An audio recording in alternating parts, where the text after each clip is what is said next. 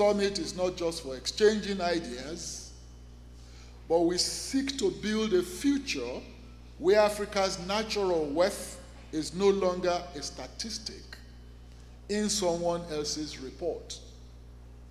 We aspire to a continent where its natural wealth serves as a driving force for industrial growth, equity, and sustainable development. In line with the aspirations of Agenda 2063, this gathering marks a very decisive step towards a development model anchored on our priorities.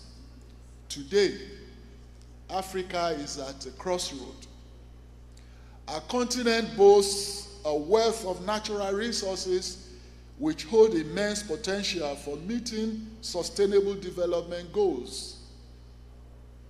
This year, for instance, electricity generation in the continent's energy market is estimated to reach 866.8 billion kilowatt hours, growing at an annual rate of 1.75% from 2025 to 2029. Much of this will be consumed in residential areas, leaving the rest for transportation and industry. North Africa still leads in access to electricity, followed by Southern, West, and East Africa. Central Africa is expected to catch up with other parts of the continent in due course.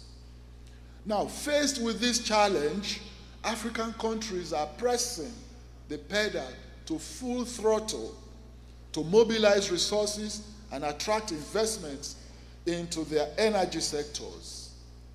Over 40% of Africa's electricity is sourced from natural gas and 28% from coal, 17% from hydropower. In Nigeria, the President Bola Ahmed Tinubu administration, as has been eloquently enumerated by our power minister, is currently implementing the Presidential Compressed Natural Gas (CNG) initiative to reduce the demand for petroleum, and Nigerians have embraced it with zeal and enthusiasm. According to the Nigerian Midstream and Downstream Regulatory Authority, at least 2,500 vehicles converted to CNG at the authority's 186 centers nationwide. In 2024 alone, the statistics for 2025 is still being compiled. These conversions have increased the number of Nigerian gas vehicles to approximately 50,000 and attracted over $400 million in investment. The conversation around climate change and emissions reduction is very critical. But for us, it cannot be separated from the realities of development. Luckily, Africa's emission rate is considered the lowest in the world. Much of the emission in Africa originates from Southern Africa, which relies heavily on coal, and Libya, which relies heavily on fossil fuels. This gives us a very critical advantage in planning. Our energy transition must not come at a cost of industrialization, food, security, or inclusive growth. For Nigeria and Africa as a whole, this means powering farms and factories, not shutting them down. It means creating new industries, not dismantling the ones that we already have. We are determined to chart our own course. Nigeria's National Energy Transition Plan is not just a roadmap. It is a commitment to create thousands of green jobs while cutting emissions in a way that does not disrupt our social fabric. From scaling up natural gas use as a cleaner transition fuel to deploying solar mini-grids in remote areas, we are implementing practical solutions to bring light, dignity, and opportunity to millions of our people. Energy access in our context is not a luxury, it is the foundation of progress. Every additional megawatt we generate and distribute means a child who can study at night. It means a business that can grow. It means a hospital that can save lives. Nigeria is already part of the ECOWAS power pool, and we are committed to deepening regional integration through projects like the Nigerian-Benin Interconnector and the planned grid link with Cameroon. These are not just power lines, they are economic lifelines. They carry investment, enable trade, and boost resilience. Imagine a scenario where surplus hydropower from Ghana during the rainy season helps stabilize Nigeria's hydropower and grid, or excess gas-fired electricity in Nigeria helps to support our neighbors during peak demands. Interconnection makes all of this possible, allowing countries to optimize their generation, reduce redundant investments, attract larger-scale capital, and deliver affordable power to more people. Realizing this vision, therefore, requires more than good intentions. It demands bold investments, regional cooperation, and modern technology. We are already working with partners to mobilize blended financing, harness the support of development banks, and tap into green bond markets. We are also introducing innovative grid technologies and advanced systems to integrate variable renewable energy sources very effectively. Our goal is not just simply to make our grids larger, but to make them smarter, more stable, and climate resilient. Just as critical as energy is, the future of Africa's mineral wealth is more critical to us. Nigeria is home to over 40 types of minerals, including gold, lithium, tin, coal, and rare earth elements. A few of these resources are central to the global energy transition. Yet, they often remain unprocessed on our shores. This is the paradox that we must confront. Africa has been a supplier of raw materials for far too long.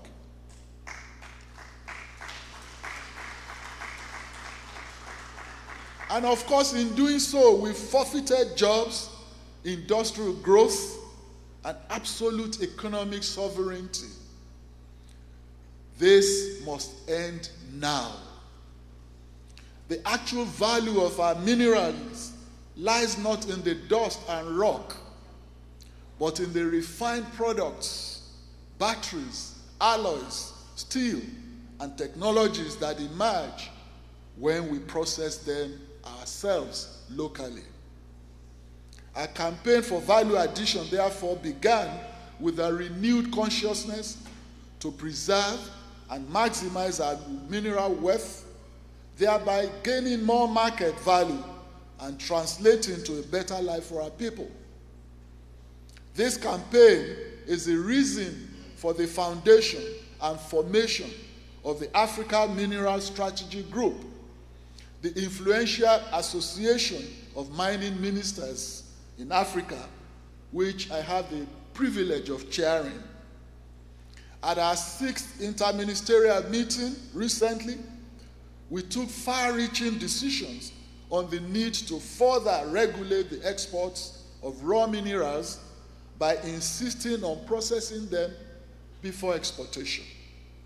Significantly, the MSG also considered a proposal that I laid before the meeting to adopt and apply the recently developed African Mineral an energy resources classification and management system, acronym AMREC, and the Pan-African Resources Reporting Code, PAC. This capacity building initiative is good news for Africa. It provides a mineral resource reporting framework across the continent, boosts investor confidence, promotes comparative evaluation of assets, and increases access to development financing. Africa's mining ministers have resolved to push this code and ensure that the framework is used for reporting geological exploration on public and private sector projects within their jurisdictions.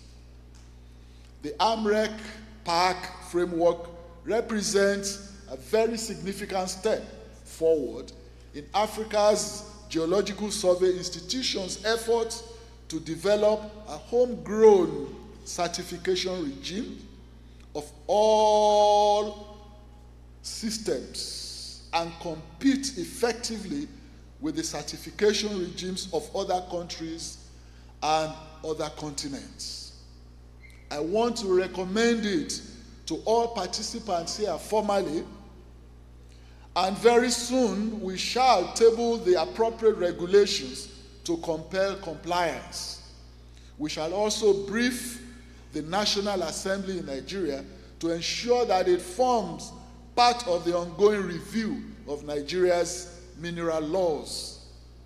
And thanks to the renewed hope agenda of our president, we have implemented sweeping reforms to formalize mining and boost domestic value addition.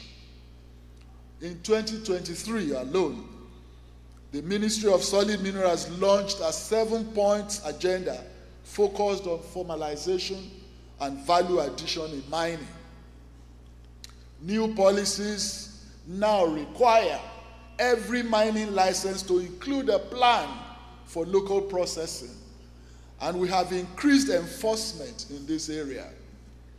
These changes have spurred a surge of investment and revenue.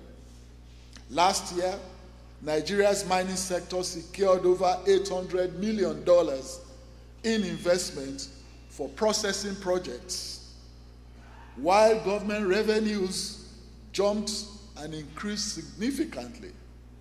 Specifically, the sector revenues rose from 6 billion naira, which was recorded in 2023, to 38 billion naira in 2024.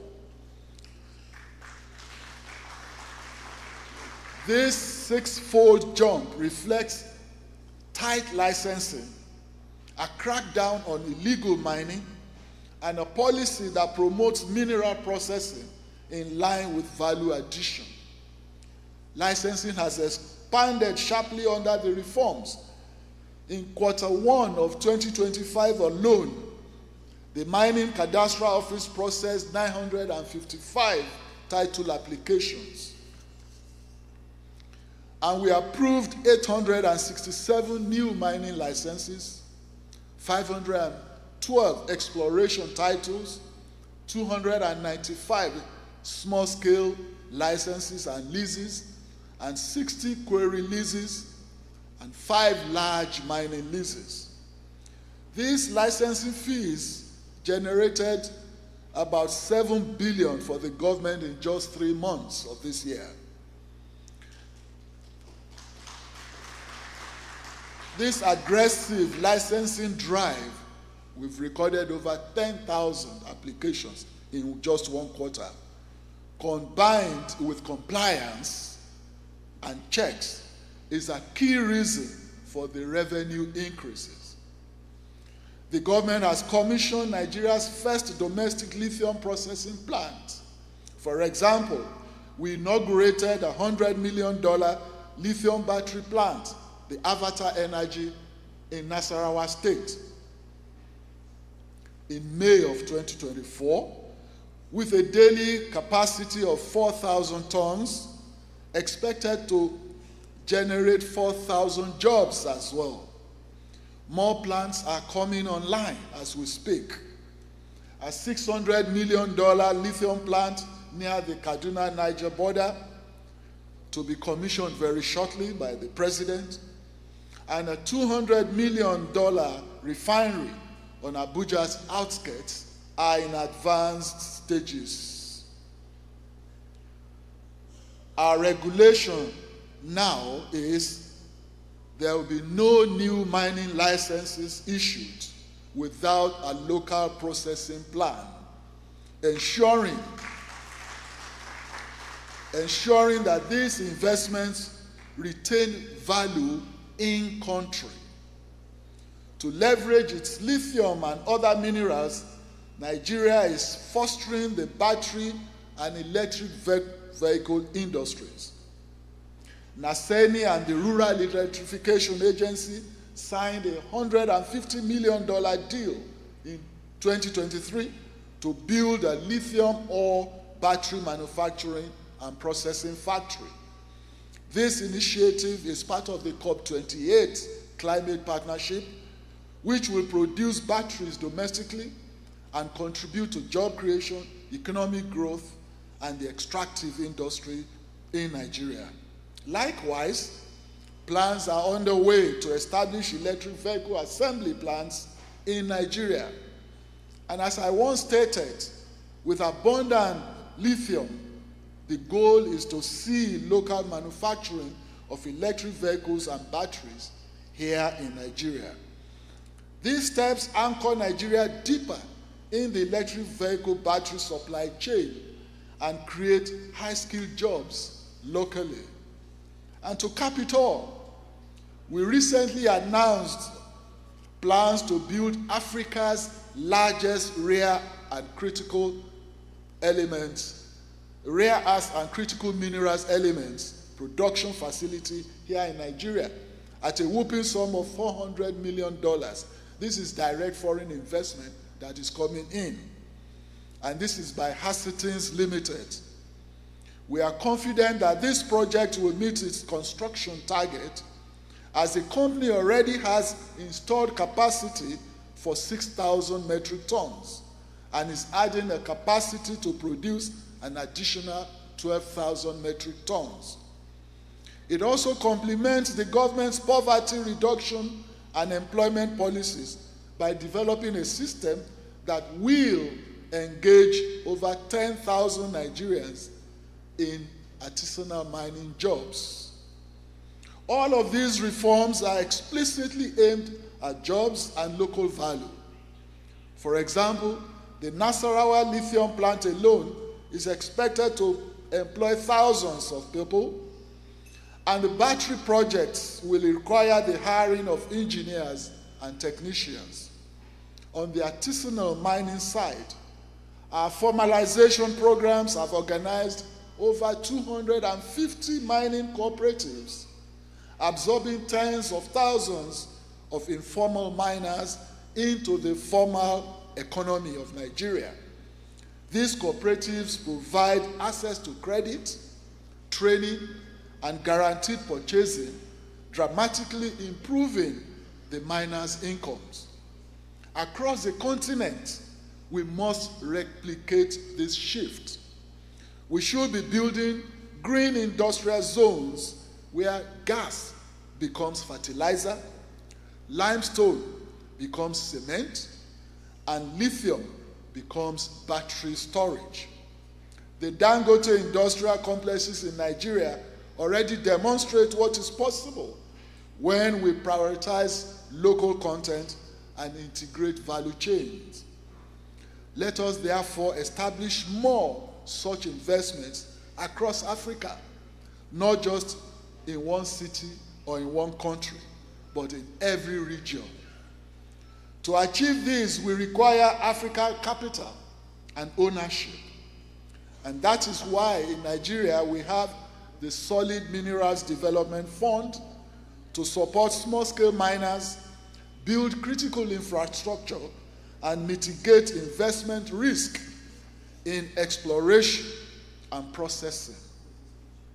And that is why we are establishing the Nigerian Solid Minerals Company as a special purpose vehicle to attract the big players, global players, into our solid minerals sector. And that is why you and I are attending this AFNIS. We are now attending this AFNIS to create a sustainable and profitable future for our natural resources. The launch of the Africans for Africa Fund under AFNIS further reinforces this agenda. We want to see our pension funds, banks, and sovereign funds investing in extractive future. When Africans own the value chain, the benefits surely will multiply. Let this summit, therefore, be the place where bold commitments are made and where value addition becomes a shared continental goal. Ladies and gentlemen, Your Excellencies, as we invite investment, we must be clear. We are not looking for charity, nor are we outsourcing our development. We welcome partners, those who see Africa not just as a source of raw materials, but as a destination for innovation, manufacturing, and shared value. We seek partnerships that are fair.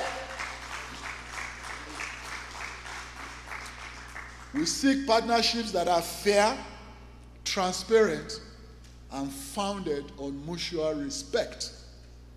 This means joint ventures where African companies and communities have real equity. It means insisting on local content policies that foster skills development and supply chain growth. It means securing fair financing so we are not burdened with unsustainable debt, but instead empowered to co-create prosperity for all. Nigeria is very proud to have collaborated with regional partners such as the African Finance Corporation to de-risk projects in mining and infrastructure. Such a model where African institutions finance African priorities must be scaled up all across the continent of Africa. The future of this continent will not be written in Washington or Beijing. It will be written in Abuja, in Cairo, in Addis Ababa, in Pretoria, in Kinshasa, and other African cities. Your Excellencies and colleagues and friends, the time to act is now. Let us not speak of Africa as a continent of problems, but we speak of Africa as a continent of possibilities. Let this summit in Abuja be remembered as a moment when African ambition was matched with action, when we came together not as individual nations, but as a unified bloc determined to build a new chapter of industrial power and energy sovereignty. As Patrice Lumumba once said, Africa will write its own history. I, Dele Alake, I now say, Africa must write its own history.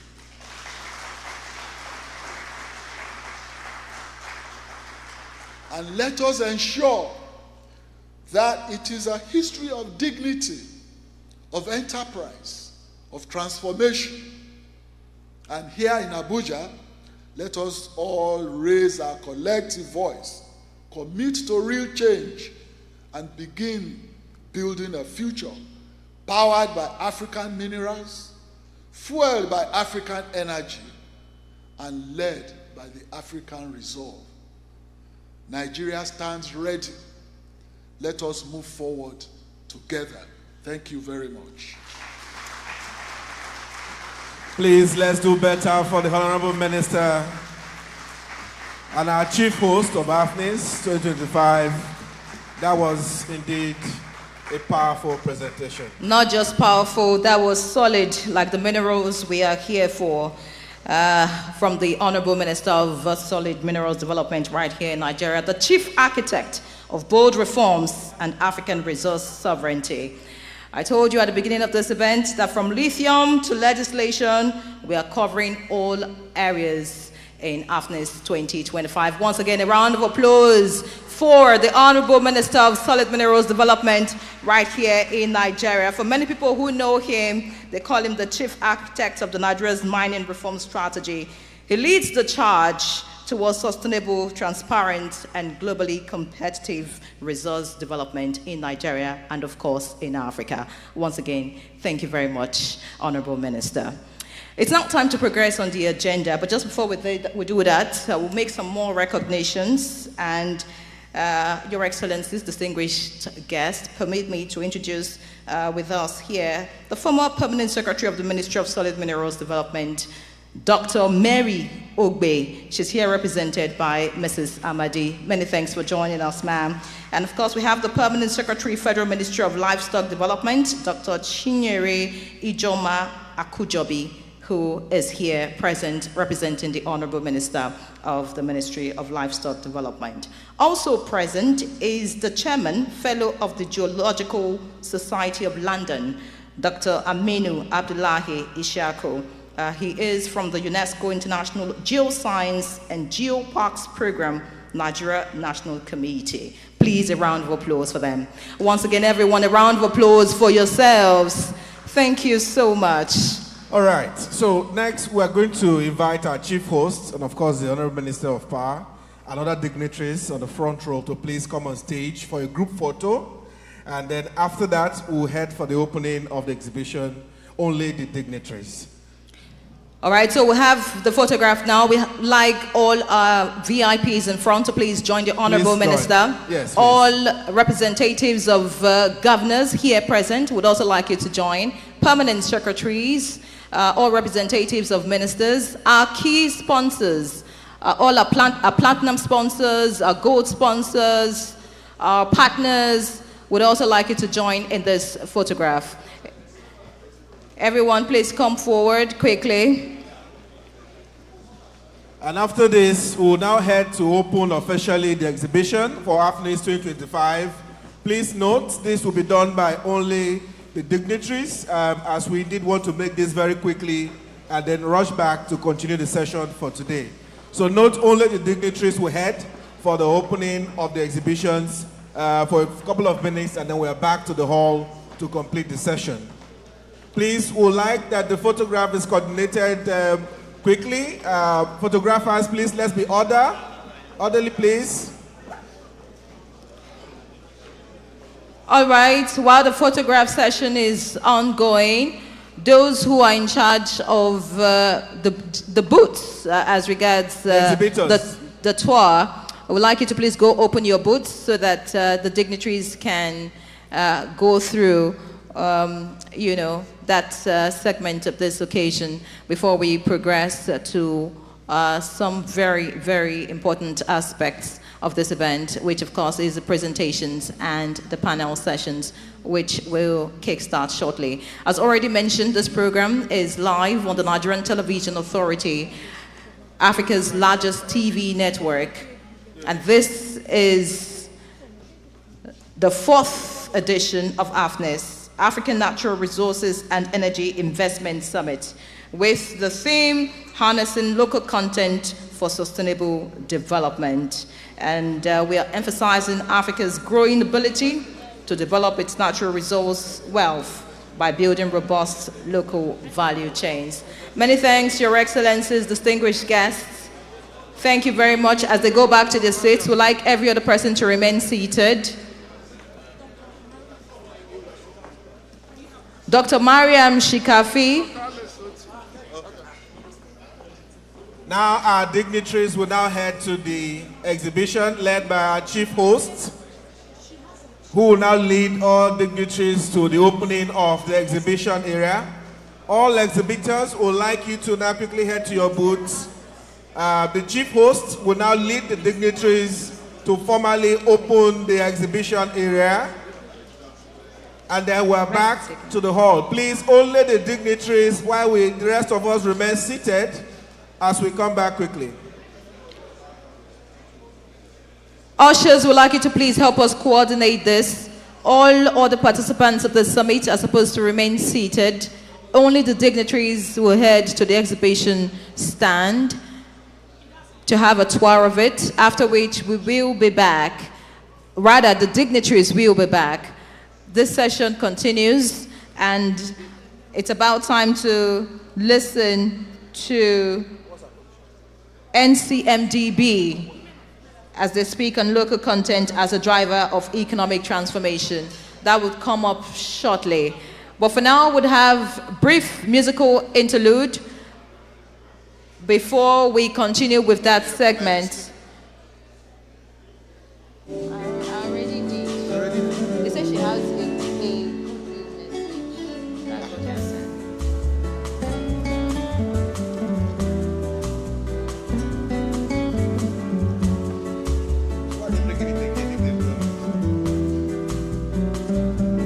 Please, would like all other participants of the summit to remain seated. This will be very brief. The tour of the exhibition stand will be very brief, and we will be back to continue. Thank you very much.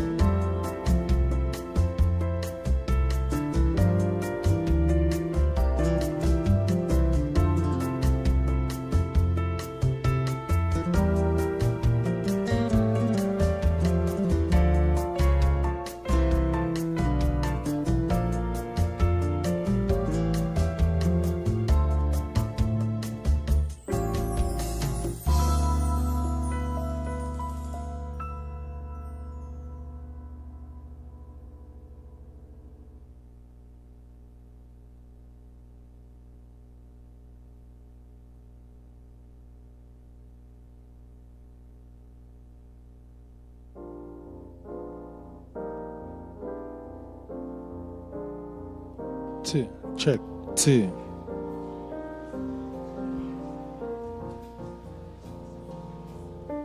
Two.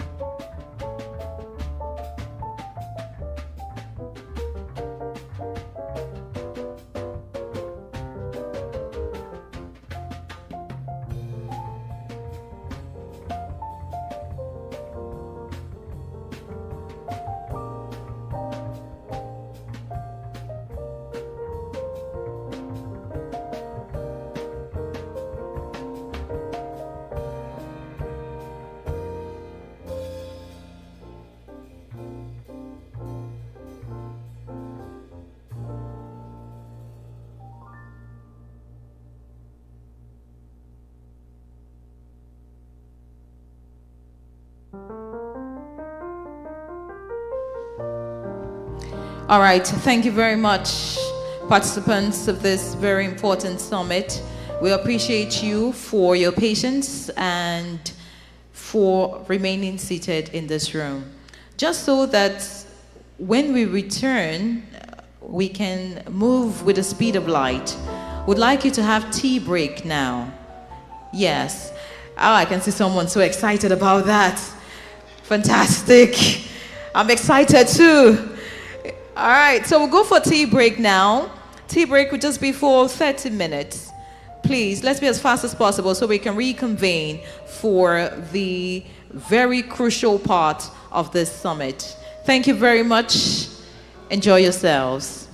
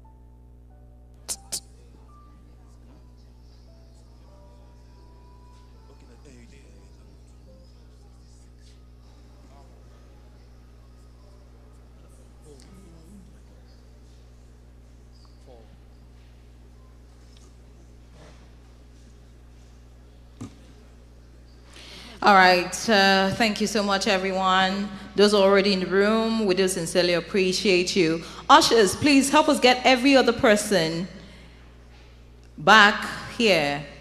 Please, we'd like you to go to the VIP lounge, every other area where people are gathered, the exhibition stand, to get them in, just so we can kickstart this part of this event. This is the crucial part of this event. And by the way, those already in the room, I hope we've been able to network, we've been able to meet new people, get contacts, strike deals. I mean, that's part of the reasons why we're here, to network, to build partnership. Someone is nodding. I'm sure she just got a deal with some of these foreign delegates that are here present. I mean, that's what we should be doing as smart Nigerians, of course. So much that we can do together. Like they say, if you go alone, you go far. When you go together, you go what? You go fast. Fantastic. Thank you so much. Now, let's just do this quick 60 seconds brain teaser while we'll try to get the room organized and get every other one back here. I'll just ask a quick question. You never can be too sure what the organizers have for those who would get this right. Now, we just finished having tea break. So I'll just ask this quick brain teaser. What begins with letter T, ends with T, and has T in it? Can we just do this quickly, just to get our brains and our minds ready for the next session? Because, I mean, we're going to be talking so much now. All right. So a veteran broadcaster is in the room. So all the while I've been talking here, I'm very mindful because, you know what journalists can do. Yes. The one and the only Madam Lara Uweyo-Wise is in the room. For those of you, in fact, I started watching her on TV when I was still a young girl, probably still dancing in the rain. Okay, Chief Lara Uweyo-Wise. It's an honor to have you in the room, madam. Thank you so much. So the brain teaser is this. I doubt if I know the answer myself, but I know it's a question. What begins with T, ends with T, and has T in it? Okay, can I get a movable mic?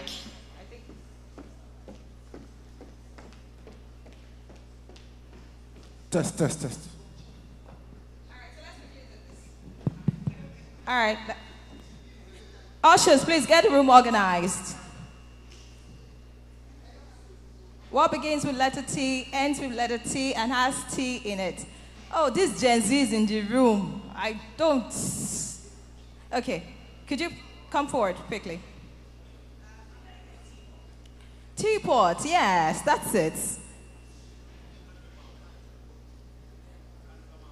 Tantamount.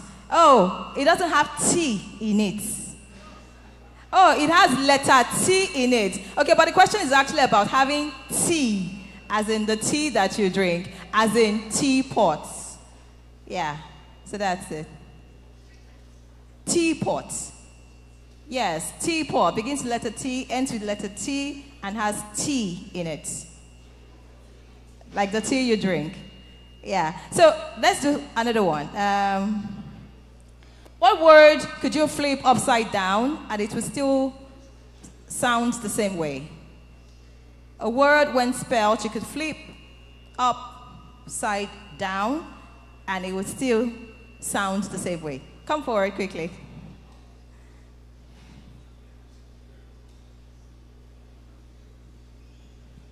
Ada. Great attempt. I mean, but if you flip it, the letter A becomes something else. I mean, that's not an alphabet, right? Yeah, you flip it like up. You turn it upside down. It would still sound the same way. Sorry? Pop? Noon. No, when you flip it, it becomes U-O-O-U. Right? N-O-O-N. When you flip it upside down, the N turns to letter U. Right? Right? Right? I don't know the answer anyway, but... Okay. Eyes. When you flip it, I don't know what E would look like. I mean, it's going to be disorganized. Yeah.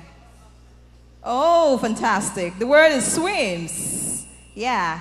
When you flip swims upside down, it still remains swims. Fantastic. A round of applause. The Gen Zs are here. Okay. So, can we do one quick one?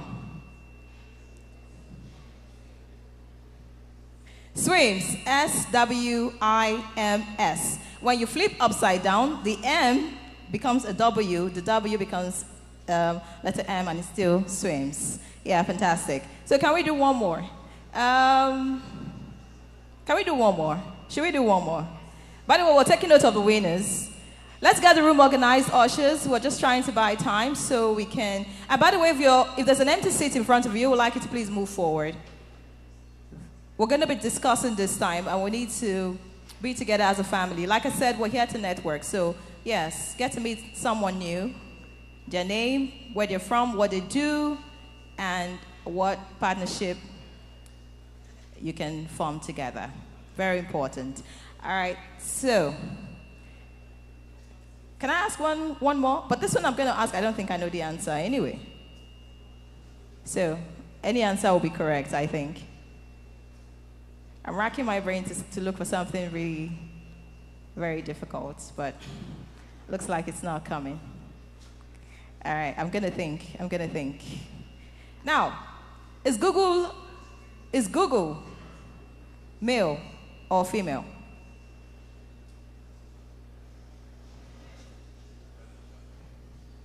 Is Google,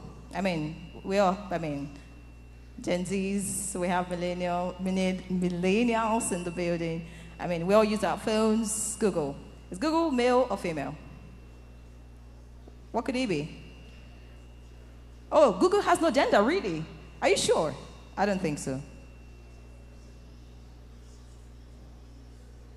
Like I said, I don't think I have the answer to this. All right, come forward.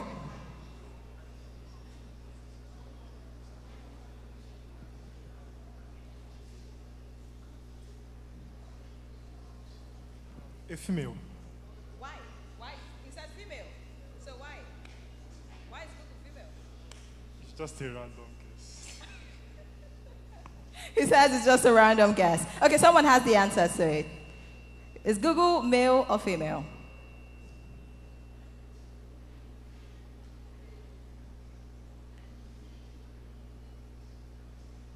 You look great, by the way.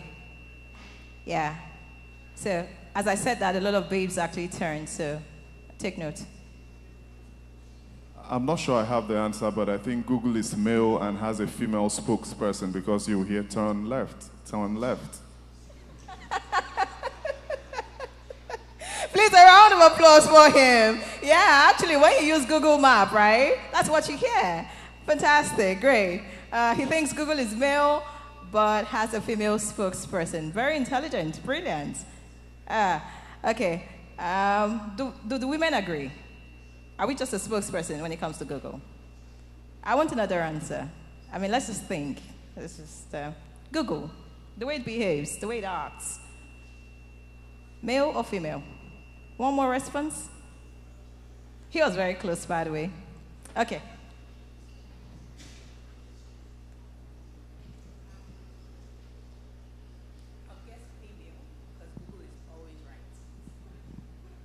Okay, so I would guess Google is female because Google is always right. Please, a round of applause for her. That's actually the answer. Google is female because one, it's always right, and two, have you noticed these days while you're yet typing, Google tells you what's on your mind.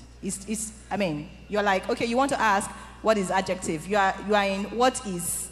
You have typed AD. It is already telling you what you want to say. Only women can act like that. Have I spoken our minds? Great. All right, you want to come up? Question. Okay, go ahead. I don't think I have answers anyway. I didn't say that, but ask men who have been married for so long. They'll tell you if women are always right or not. Yes. Yes. He's asking a question. So I think someone who's been like 10 years or 20 years in marriage can answer that. Are women always right? I mean, those who have stayed in, I mean, please come and please stand up and speak up. The men are saying yes. Like I said, I don't even know the answer.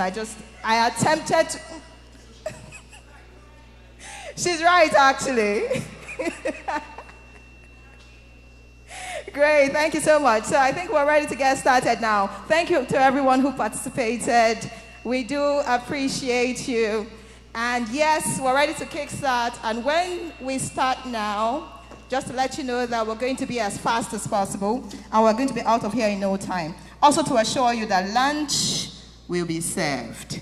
Yes. So I'm sure you enjoyed snacks and tea. Yes.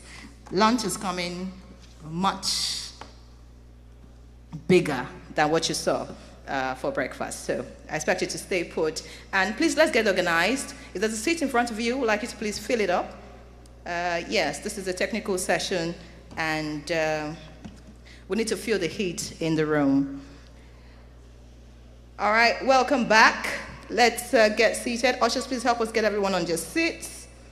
My colleague is still here, and we're doing this together. So now time to get to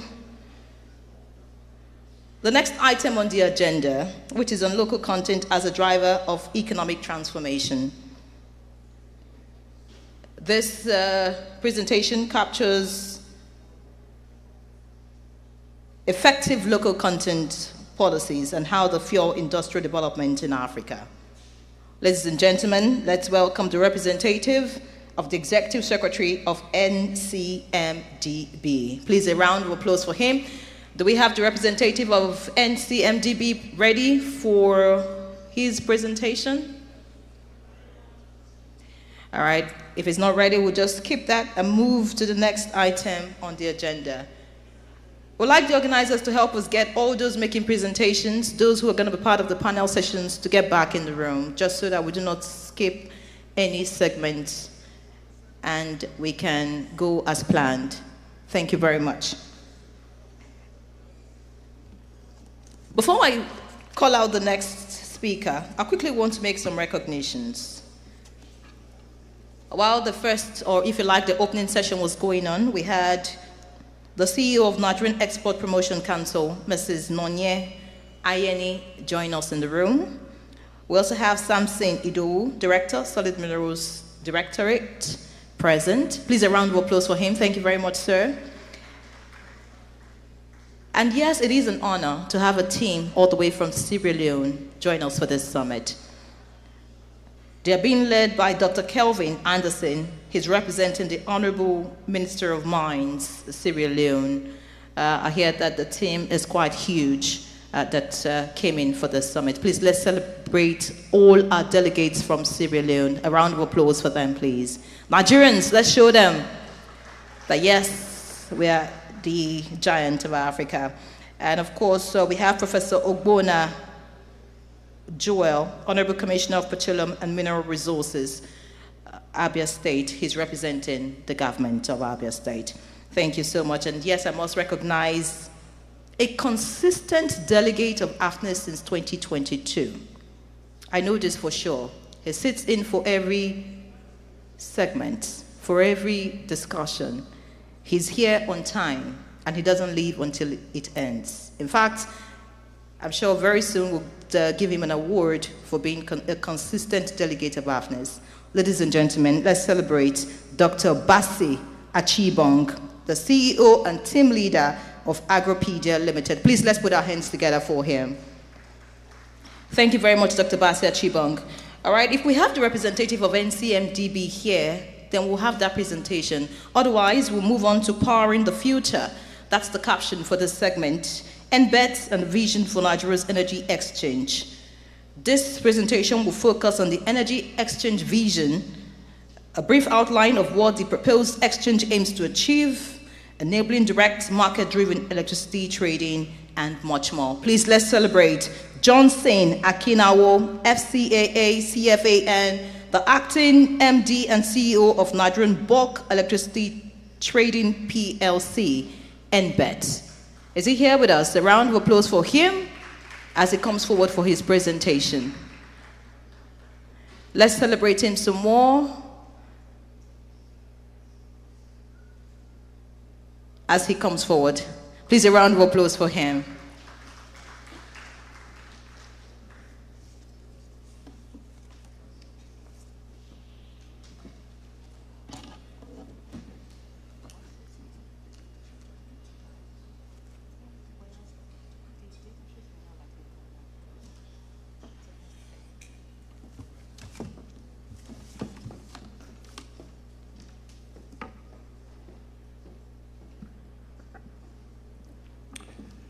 Good afternoon. Good afternoon, all. Permit me to stand on the well-established protocols. It's indeed a pleasure to be here to make this presentation to you. For those of us who are at the back, I don't know whether we can just come towards, move closer. The hall seems like half empty. I was looking forward to a fuller hall because we want to share novelty and a new direction in the electricity market.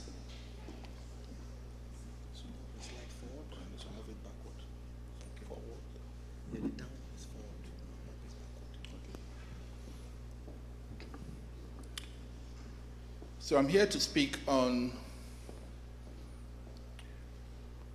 powering the future, the Nigerian bulk electricity trading and the vision for the Nigerian energy exchange. Before you is the outline of this presentation, where we'll be speaking about what an energy exchange is,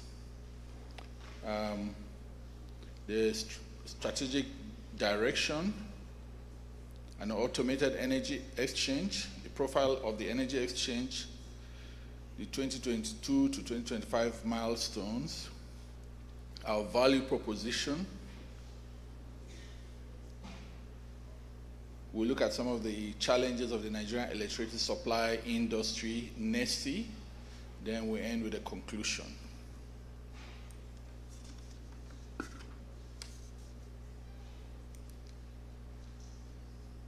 So what is an energy exchange?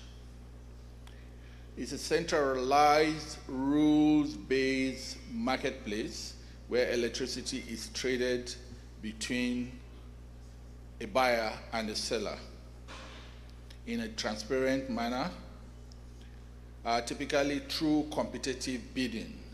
So sellers make available the capacities they want to sell on the platform, and buyers post their bid, and the platform, through algorithm, matches buyers and sellers and comes out with a market clearing price, and the transaction is consummated on the national grid with instructions and dispatched by the system operator at the Nigerian Independent System Operations.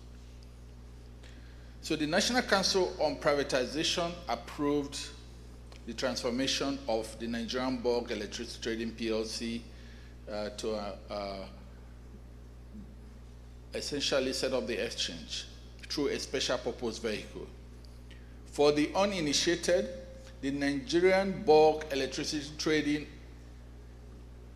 Company PLC is that entity that the federal government of Nigeria put in place pursuant to the power sector reform to be the central buyer of electricity from generators and seller to distribution companies.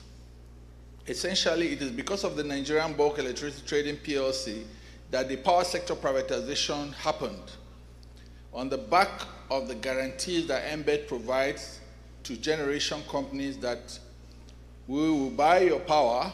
The investors were able to put their money into those assets.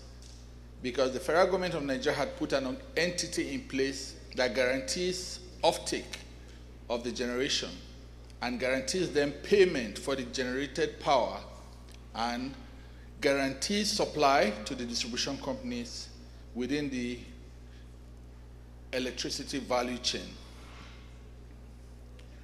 So in furtherance of market development, the regulator, the Nigerian Electricity Regulatory Commission, sought to steer the market to the medium-term stage of the market. The medium-term stage of the market is a market where willing buyers and willing sellers are transacting. That market is a viable market that would have little or no government, a need for government intervention through funding support or subsidies. Essentially, the creation of the energy exchange is to result in these benefits: promote competition, bring about efficiency, innovation, and enhance system reliability through better dispatch signals. Essentially, the law of demand and supply will play out on the exchange, and that will bring about eventual trending downwards of the weighted average cost of power and sustainability.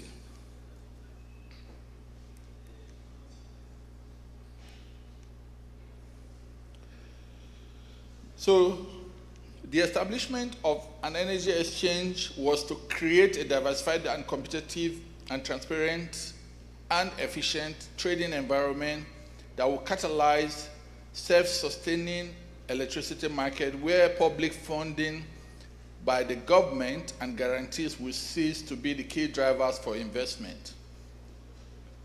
So the vision of this exchange is to be a leading energy exchange in Africa. And the mission is to provide an efficient trading platform leveraging cutting-edge technologies and talents whilst promoting sustainability and creating value for the stakeholders.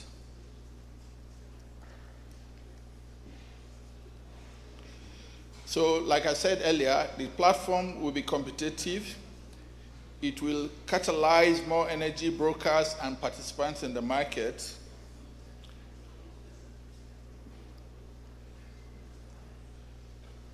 It will also create a window, an opening for non-grid participants now and solar energy providers to transact on the platform. The profile of the energy exchange is for a company to be a profit-oriented enterprise that is started by government with a view to no less than 60% private sector ownership.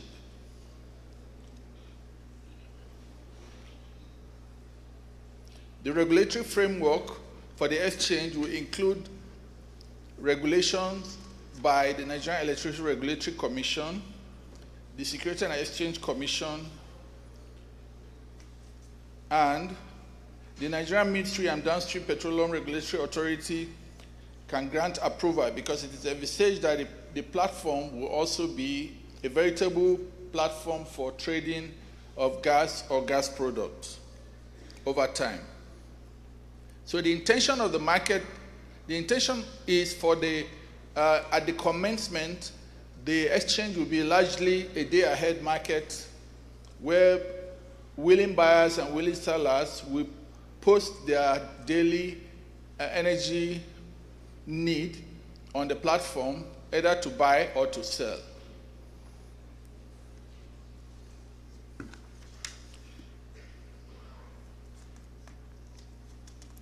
So essentially, it's a centralized trading platform, a digital marketplace where the producers of electricity, like GENCOs and IPPs, and the off-takers of electricity, like the distribution companies or eligible customers or large industrial clusters, would transact, like I said, make bids or offer to buy on the platform. It will result in transparent price discovery, which would eventually begin to bring down the price of electricity. And like I said, it will be a day-ahead market. It is also a voluntary market. So as is in many other jurisdictions, there are multiple segments of an electricity market, where you can have power purchase agreements, which are long-term agreements to buy power over, say, 20-year period, where you lock a price, and then those prices are escalated over time. You can also have bilateral contracts that happen for short-term periods. Then, on the side, you can have an exchange where electrical molecules are traded on a short-term, day-ahead, or intraday markets. Before you is the milestones that have been reached. It's a work in progress at the moment. We are privileged to have Engineer Farouk, who was an erstwhile member of MBED's board, that took this value proposition to the National Council on Privatization and got an approval for the National Council of Privatization for MBED to transmute into an energy exchange. That is the milestone attained in April 2023.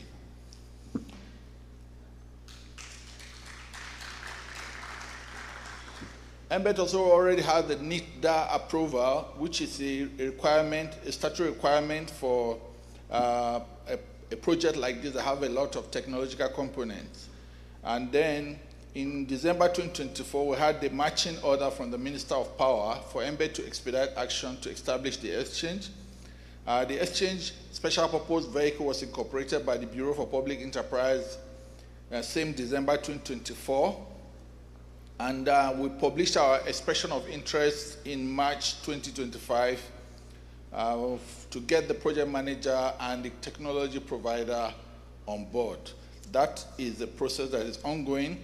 Between April and June, intensive stakeholders engagement has been ongoing with all critical stakeholders, including Minister of Finance and the Bureau for Public Enterprise and other critical government agencies, to bring them to speed and to get their full buy-in and support for this project.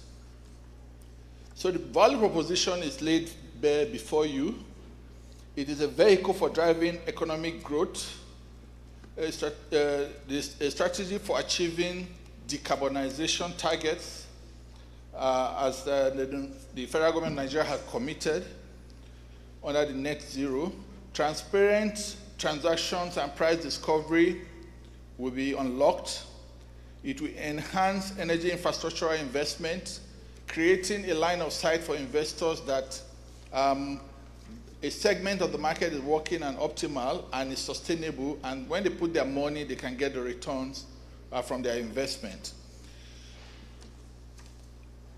It will enhance generation investment. It will enhance gas investment. It will provide energy market intelligence. MBED is a custodian of a lot of technical data that investors are looking to harvest to make critical business decisions. It will enhance payment discipline within the market, because in this paradigm, we're structuring a watertight securitization that enables participants in this market to meet their obligations that they committed within the transactions. It will boost export market and cross-border trading. To this end, we're already engaging actively with the West African Power Pool on working together to ensure that within the exchange, generators and off-takers within the Nigerian market can do cross-border trade within the West African sub-region. It will boost general economic growth and development, because by creating a veritable market, a viable and sustainable market, and industries will thrive, and that will lead to job creation.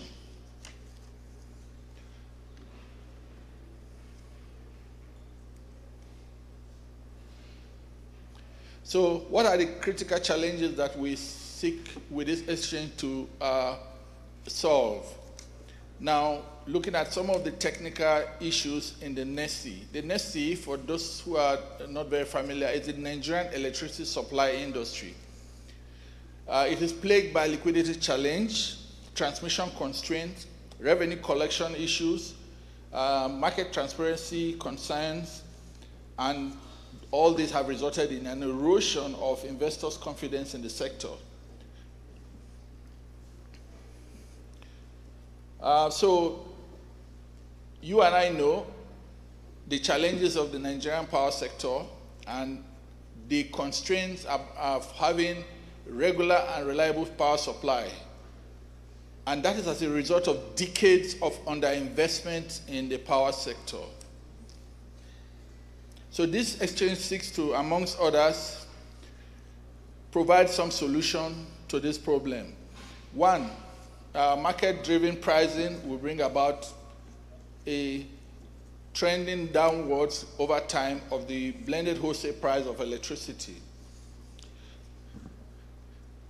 I've just been told that I have a few more minutes, so I will just quickly round up. So some of the solutions are listed on the right-hand side of the slides.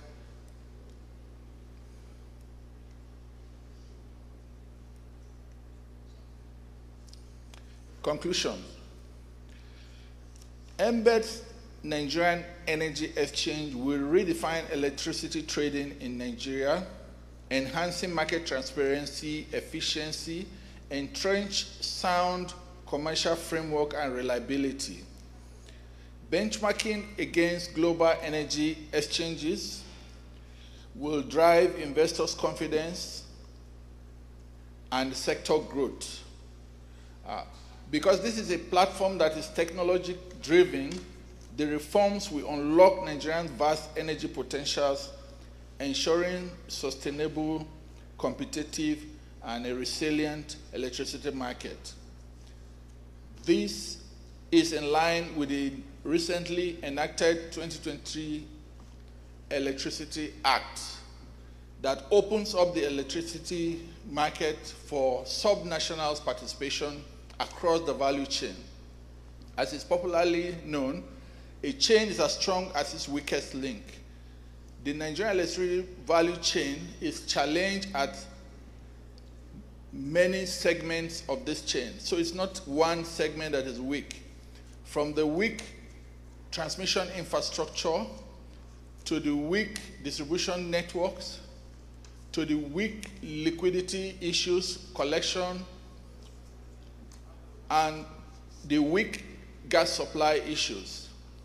The exchange provides Nigeria an avenue of creating a segment of the electricity market that works optimally, that attracts investors, that boosts investors' confidence, which would, in the long run, begin to address the value chain issues.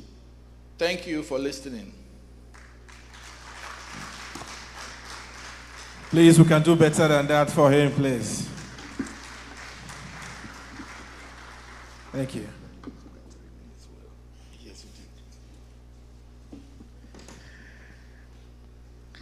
Oops, sorry, sir. As the states begin to decentralize the Nigerian Electricity Act and begin to create their market across the different states, NEMBET plays a key role as we begin to look at enabling direct and market-driven electricity trading. So, indeed, breaking that down for us will achieve much more. And I think there's still much more to do around that if we look at making the market understand what role it needs to play in this direction. So please, we want to say thank you to the Nigerian Bulk Electricity Trading PLC for that presentation. Once more, a round of applause for them. Thank you. We want to welcome everyone back. We had some people walking as the session was going on, and we have already kicked on with the different sessions, and we would like to move quickly to the next set of conversations, presentations, and the next we'll go into the panel conversations. So we had mentioned earlier, now we understand that he's back into the hall. We would like to call him back on stage to talk about the local content as a driver for economic transformation. This presentation will be done by the NCDMB, of course, to talk about showcasing effective local content policies and how they can fuel industrial development in Africa. Ladies and gentlemen, Your Excellencies, I'd like to invite to the stage for a quick presentation, Engineer Felix Omashola Ogbe, Executive Secretary, Nigeria Content Monitoring Development Board. Please, a round of applause for him as he comes on stage for his presentation. Executive Secretary, NCDMB. All right, please keep clapping for him as he gets to encourage him to move. Thank you, sir.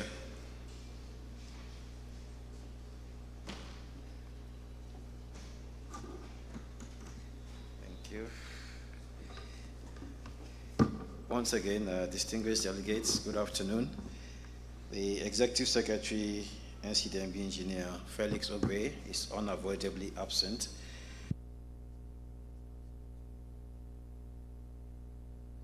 Board and to deliver his message.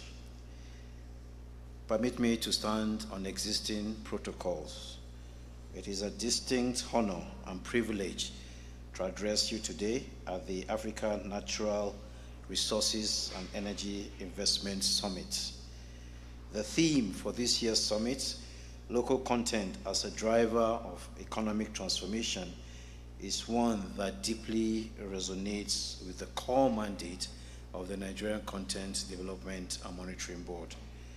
Local content in its essence is not just a regulation, but it's also about building resilient African economies by unlocking and retaining value within our continent.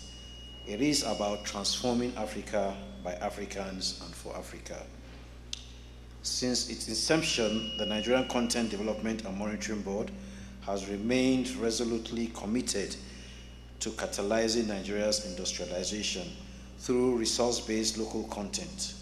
We believe economic transformation must begin with converting natural resource endowments into industrial and technological capabilities. One clear demonstration of this commitment is our sustained intervention in the barite value chain, a mineral critical to oil and gas drilling operations. As far back as 2012, NCDMB partnered with the Association of Miners and Processors of Barytes to look at how we can build local capacity in the area of mining and also processing of barite that meets industry standards. We engaged with the operators, in specific Chevron, to look at what are the support levers that we can provide to these associations. We're able to establish that the specific gravity of local barytes meets the API standards, which is of 4.0, which is what the industry requires. We're able also to establish that we have significant barite deposits across the 6 geopolitical zones of Nigeria. We are also able to establish that significant mining licenses have been issued to miners, and there is also potential for processing of barites that meet the industry requirements. So we went ahead to come up with a regulation that mandates the use of local barites. And in delivering that regulation, we also informed the industry that they cannot use any barite that does not have a Nigerian Content Equipment Certificate. So we empowered the barite processors to be able to be the leading lights, to be able to be the face of any drilling contract as far as supply of barites is concerned. So that regulation is on, and we believe that that has opened up significant opportunities for the barite business. Likewise, the steel sector remains pivotal to Nigeria's local content success, especially in oil fields and midstream operations. From drilling rigs, bits, valves, to pipelines, and structural modules, steel forms the backbone of energy infrastructure. Our strategic collaboration with institutions in the steel and solid mineral sectors has helped to bolster domestic capacity, supporting the emergence of indigenous fabrication yards such as Domalong, Avion, EWT, Saipem, and a host of other fabrication yards who now deliver complex production platforms previously sourced abroad. We also went further to establish a joint industry implementation committee to assess, audit, and accelerate in-country manufacturing capacity for essential oil and gas components such as valves, pumps, flanges. All of these depend on the steel. To institutionalize these efforts, the board launched the Nigerian Content Policy on procurement of bare line pipes. This policy mandates operators and service companies to give first consideration to in-country manufacturers for bare line pipes, oil, country tubular goods, and related products, aimed at stimulating investments, supporting backward integration, and deepening linkages across the steel value chain. The efforts of NCDMB are rooted in the Nigeria First policy recently announced by Mr. President, which prioritizes the utilization of Nigerian human and material resources in all oil and gas operations. In line with this, the board has forged a strong partnership with the customs to enforce the prohibition of imports for materials that can be sourced locally. Together, we have developed and implemented a framework that ensures items such as cables, paints, barytes, switch gears, and valves, which all depend on certain mineral inputs, when produced in-country, are given absolute priority. Through proactive custom alerts, flagged imports, and verification at entry points, we are safeguarding local manufacturing, preserving foreign exchange, and upholding the spirit of Nigerian content. This is the Nigeria First in action, creating jobs, protecting investments, and fostering industrial self-reliance. Similarly, recognizing the critical role of competent human capital in driving industry excellence, the board has forged a partnership with the Council for the Registration of Engineering in Nigeria. This collaboration ensures that only qualified engineers and engineering service companies are patronized in the oil and gas industry and by extension, other sectors of the economy. These interventions, whether in minerals, manufacturing, human capital, or regulatory enforcement, are part of a broader ecosystem the board is nursing to achieve sustainable economic transformation. Part of the areas for discussion in this summit is also about funding. So we're happy to inform you that the Nigerian Content Development Fund has been able to establish a Nigerian Content Intervention Fund through a partnership with the Bank of Industry. It's a $350 million investment fund, and through that, we continue to support indigenous companies with affordable financing to scale operations and acquire critical assets. So these are some of the learnings that NCDMB can present during the summit so that we can share ideas and see how you can also develop a sustainable fund for the mining sector. Industrial development also requires the establishment of dedicated parks to support conversion of minerals to finished goods. So we are also supporting the establishment of industrial parks in Bayelsa, Cross River, and other states. As they become hubs for industrial activity, they are also able to ensure that we can process some minerals within those parks. These parks are central to our strategy of reducing lead time, cutting costs, fostering innovation, and strengthening supply chain resilience.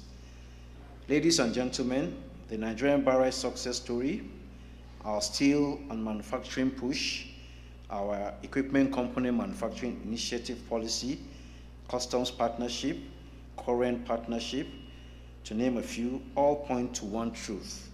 Local content is not a constraint. It is an enabler. When deployed intentionally, it becomes a lever for self-sufficiency, industrial growth, and economic sovereignty. In conclusion, we are confident that His Excellency, Mr. President's economic vision focused on diversification, non-oil revenue optimization, industrial growth, employment creation, and macroeconomic stability is fully attainable through effective collaboration between the oil and gas, solid mineral, and steel sectors. I urge all stakeholders to embrace local content, not as a statutory requirement, but as a strategic imperative and opportunity.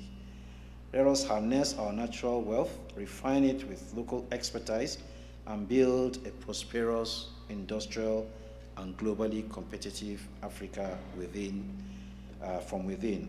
Thank you for listening. I wish you all a fruitful deliberation in the summit. Thank you very much. Please, that applause should be thunderous for the representative of the Executive Secretary of NCMDB. Just so I remind you, they are one of our platinum sponsors, so they deserve another round of applause. Thank you very much. It's now time to move to the next item on the agenda, but quickly, there's an announcement. Just in case you came in with a vehicle with registration number Lagos AAA 542 DV, your attention is needed outside. I hear that there's a truckload of goodies for you to pack into your car. All right, so I'll take the registration number again, AAA 542 DV Lagos. Please, your attention is needed outside. Thank you very much.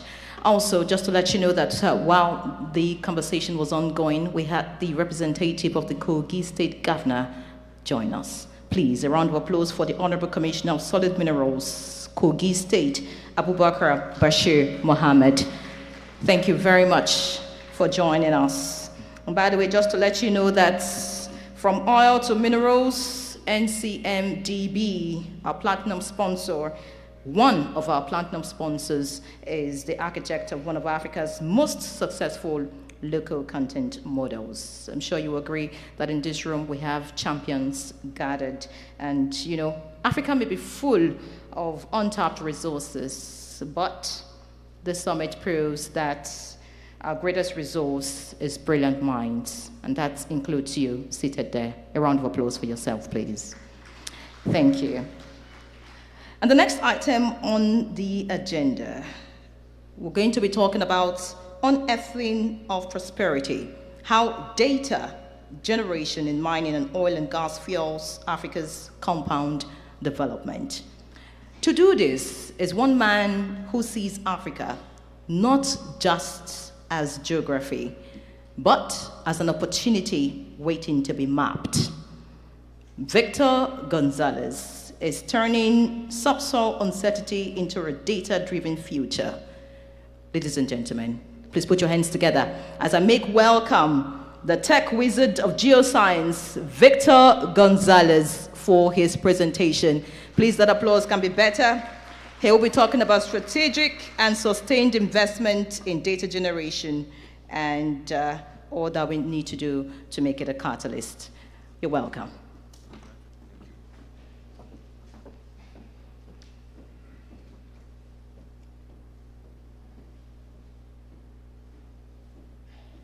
Hello, everyone. I'm going to need something to move the slides.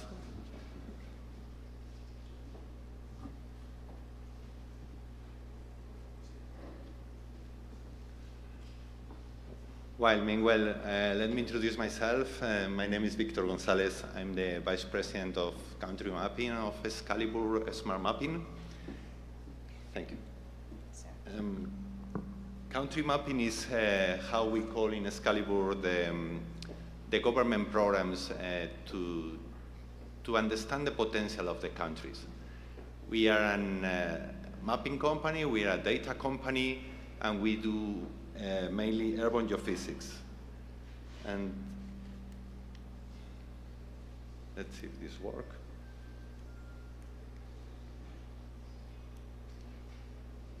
This is moving up and down.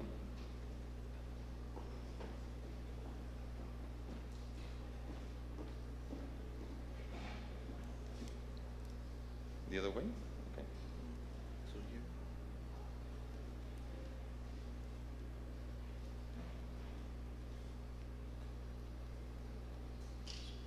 That one is forward. Okay. That is backward. Perfect, thank you. Okay, let me start explaining what country mapping means to us and why we think it's crucial. At some point, for countries, understanding the potential means everything. If you don't know what you are talking about, you cannot define the potential of the country, and you cannot estimate or design plans for the development of the industry.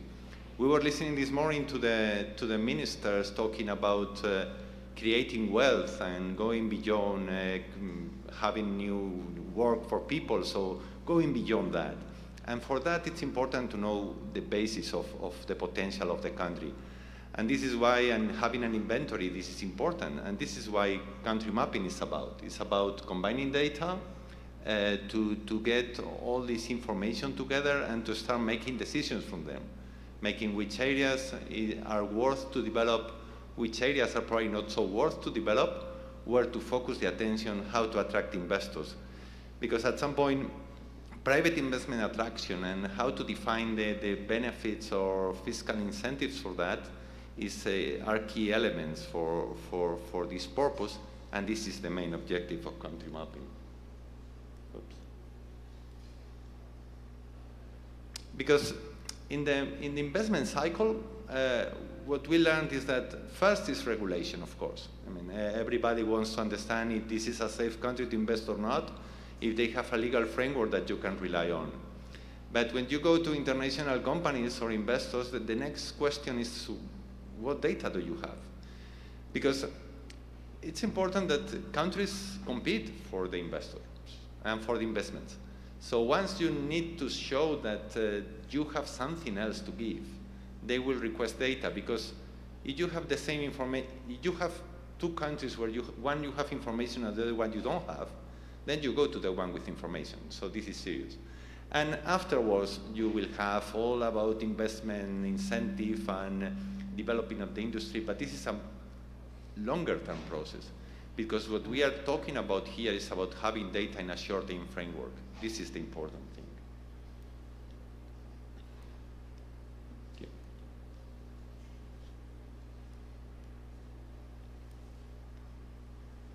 Now, examples, value of the data. We were talking about how valuable is the data.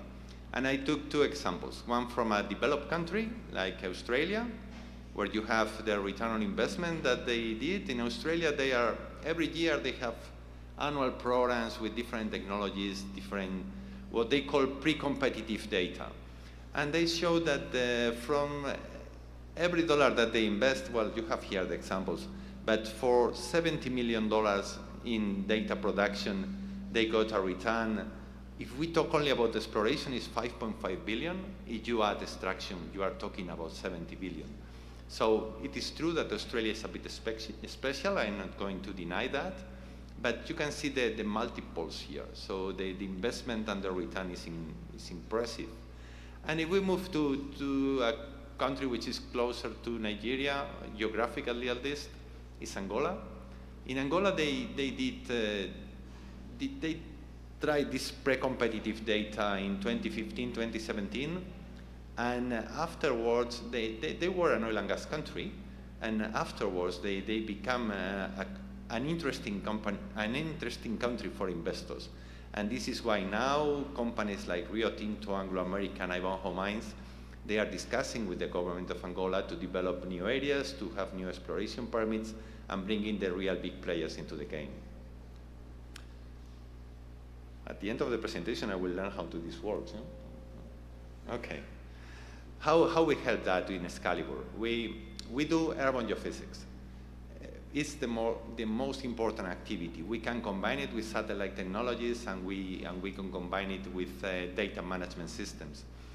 We get all the data with this aircraft that you see in the pictures, and after processing and interpreting, we can identify the areas of better probability of deposits in a country or a region.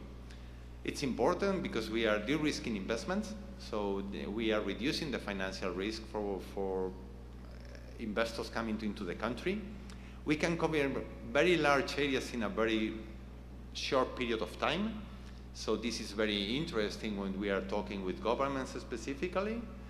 And we are an eco-friendly solution because at some point we don't need to be invasive into the area. We don't need to build a road to get to a certain place or to be very intrusive in specific communities.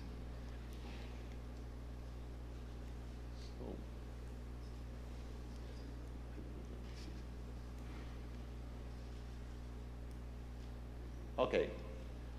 Sorry, brother. Where are we doing this? Because we are a Spanish company. We have the headquarters in Spain. You have the points of the offices here. But I want you to focus on the colors. I mean, all the green countries, all the red marked countries are countries where we are running currently mapping programs.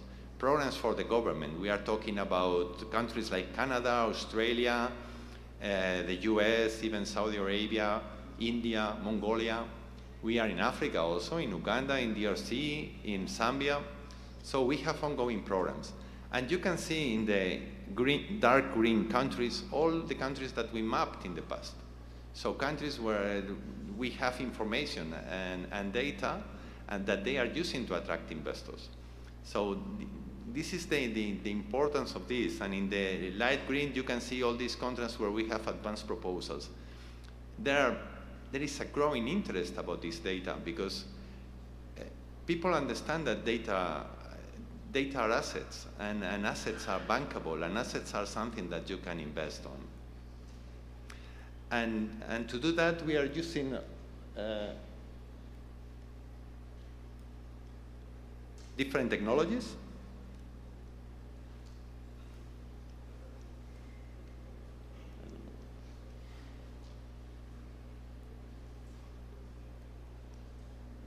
Now, and all the urban technologies that we use magnetics, because our main activity is measuring the physical properties of the subsoil. We are a company which combines information about the subsoil and the surface to map the country and to understand that better potential. I'm not going to go into detail here because, well, we have a booth here. If you have specific questions about the technologies, you can come by the booth. But before I finish, let me focus on some examples here, if I manage this.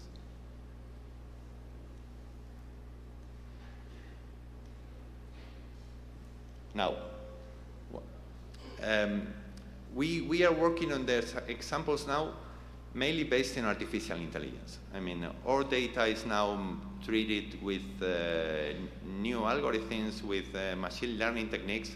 So we have agreements with the Stanford University, with the Mineral X program. So we are defining with them the future of the data. So we are going beyond the old acquisition and processing and interpretation formats, and we are using these artificial intelligence routines to better calculate the potential of the resources of the countries. And this is some information that we are using not only for governments, we are also doing for private clients, because it is very important that our data is reliable. I mean, we work for governments and we work for private companies. Private companies, you have some examples here, like Anglo American, Rio Tinto, Ivanhoe, Kinross. They rely on our data. We go in at a different scale. When you are mapping the whole country, you are covering big areas. When you are mapping at concession level, you are having higher resolution in smaller areas. But they understand that our data is valuable, and this is the data that they use to define their exploration programs. So when we have the data of the governments, they know that they are having the same data that they get in their projects. So this is something that when you are going to Indaba or to PDAC in Toronto, you are presenting our data, and these companies understand what you are talking about.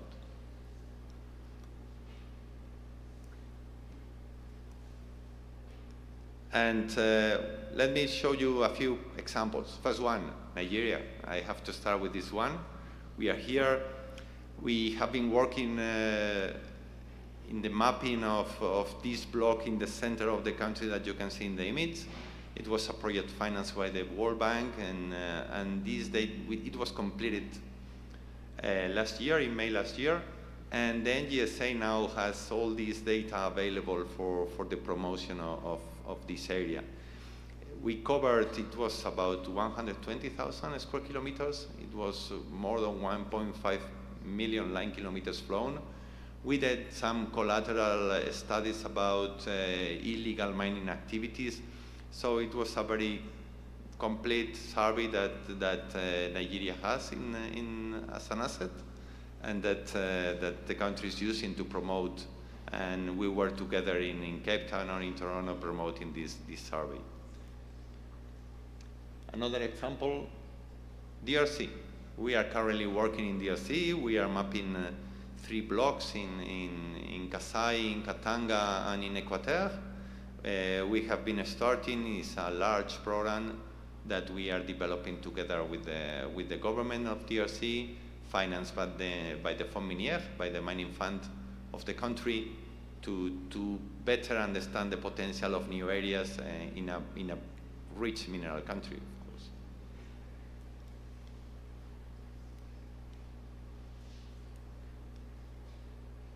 Another example for you, Uganda. We have flown recently the Karamoja region.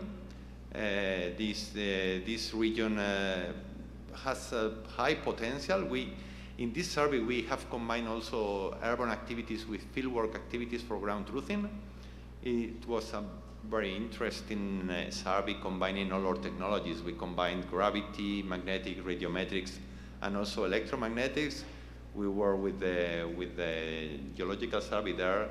It was a very interesting survey, which is finishing right now, and the results will be published very soon. And just to offer a couple of additional examples before I finish, in the USA, just to move, because this is, although we are here in a natural resources event or conference, this information is not only for minerals. It's also a good information for other natural resources as water. And this is an example of the USGS and a water program that we did in the Mississippi alluvial plain, where the USGS wanted to understand the hydrogeology of the area.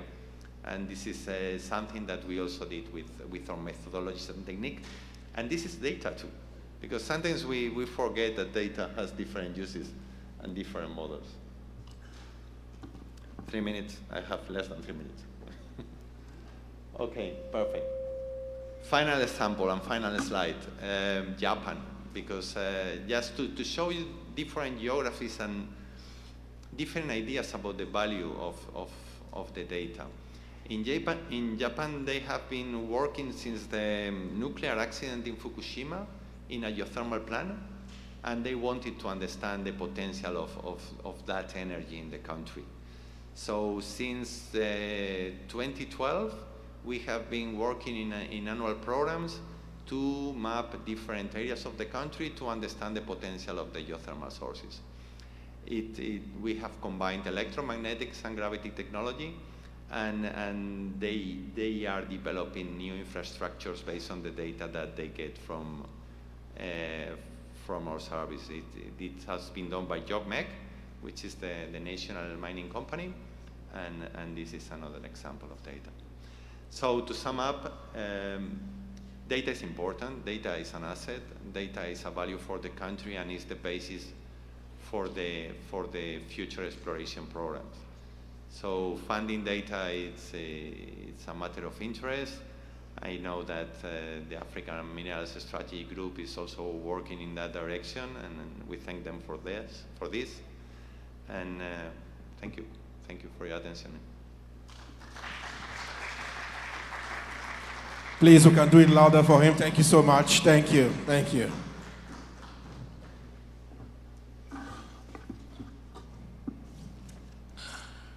Okay, that was a presentation from Victor Gonzalez, Vice President, Country Mapping and Explore Smart Mapping. Thank you so much for that presentation.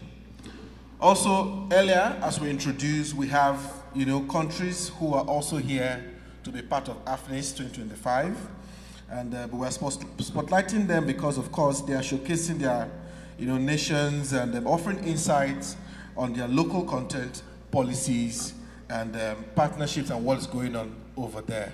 We've had a couple of them give us goodwill message earlier, but we also want to invite one of them to come speak to us, and particularly to give us more insights on in the country and what they've been doing. Just a brief talk to us as part of AFNIS 2025. Your Excellencies, ladies and gentlemen, please permit me to invite to stage the Honorable Jake Kabakule, Chairman of the Board, Liberia Petroleum Regulatory Authority. Please round of applause for him as he comes.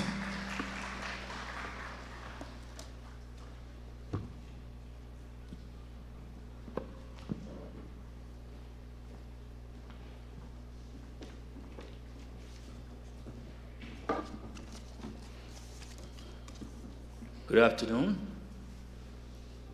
Let me first recognize in his absence, His Excellency, our great President of Nigeria, President Tinubu, who cannot be here, and also Honorable Dr. Oladele Alake, our Honorable Minister. Earlier we had the Minister of Power. I'm not too sure if he's still here. We also would like to recognize him. Distinguished ministers and government representatives across Africa, esteemed colleagues, partners, fellow advocates for Africa's sustainable development. Let me also recognize members of my own delegation, Honorable Saad Johnny, who is our Senior Economic Advisor to our President, and also Honorable Joseph Robertson, who is the Governor on our Board of Directors at our Central Bank. Ladies and gentlemen, it is both a pleasure and honor to be here with you today. I bring you warm greetings on behalf of the government and people of Liberia, and especially from the Liberia Petroleum Regulatory Authority. Let me also extend my sincere thanks to Honorable Dr. Oladele Alake for the kind invitation to participate in this important gathering. We are here not only to discuss local content, but to imagine together an Africa that is self-reliant, innovative, prosperous through the responsible and inclusive development of our natural resources. Far too long, Africa's abundant natural resources have not translated into broad-based economic growth for our people. Our oil and gas and mineral wealth have been often extracted with limited participation from our own citizens, with profits exported and capacity left underdeveloped. Local content is an antidote to this model. It is about more than procuring targets and training quotas. Local content is about building resilient national industries, empowering African expertise, and ensuring the value of our resources, that it stays here, it grows here, and it multiplies within our borders. To this extent, it is fitting that we look to one of our own, and that's Nigeria, as a model of what is possible when strong policy, committed leadership, and national will align. Nigeria has demonstrated to all of us what is achievable when local content becomes a national priority. In 2010, the Nigerian Oil and Gas Industry Content Development Act was enacted, not as a symbolic gesture, but as an informative instrument. It set clear targets, empowered a dedicated regulatory body, and most importantly, redefined who could, who should participate in the country's oil and gas sector. The results have been profound. The implementation of the Act has resulted into over $8 billion in annual value retention within the country, and the creation of over 50,000 direct jobs for Nigerians in the oil and gas industry by 2021. Between 2010 and 2012 alone, over 30,000 jobs were created in fabrication, engineering, marine services, and technical segments. Beyond job creation, there has been a measurable increase in indigenous participation. One of the most emblematic achievements of Nigeria's local content success is in the IGNIMA project, commissioned in 2018. 6 out of 18 topsoil models were fabricated in Nigeria, and around 60,000 tons of minerals were locally sourced. Over 77% of the total man-hours, an estimated 47 million hours, were contributed by Nigerian workers, employing more than 5,000 Nigerians in skilled positions. Depending on metrics, the local content achievement in this project ranges from 40% to 77%, a remarkable milestone for any major offshore development in Africa. The ecosystem has matured beyond participation in capacity building and infrastructure. Nigeria has developed 2 domestic pipe mills, 5 pipe coating yards, and nearly 40% of marine vessels serving the oil and gas industry are owned by Nigerians. Nigerian Content Development and Monitoring Board has delivered over 10 million man-hours of training across technical, vocational, and managerial disciplines, helping to institutionalize knowledge and sustain local growth. These achievements reflect a deliberate national strategy to empower capability, foster innovation, and promote ownership. Nigerian firms today no longer see themselves as subcontractors. They are builders, innovators, and industry leaders in their own right. Why Nigeria? This is why Nigeria's experience must be seen not as an isolated success, but a continental model. Now, let me say that again. This is why Nigeria's experience must not be seen as an isolated success, but as a continental model. The principles of Nigerian Local Content Act, clear legal framework, capacity building, monitoring mechanism, and incentives for local participation are principles that can be adopted and adopted across Africa. Yes, each country is different, but our goals are shared. We want our people to gain the skills to design, build, and manage the infrastructure that fuels our economies. We want our businesses to grow from subcontractors to contractors, from licensees to operators. We want the value creation to be rooted in our own soil, not just in extraction, but in innovation, ownership, and reinvestment. To do this, we must first learn from each other, support each other, and move together.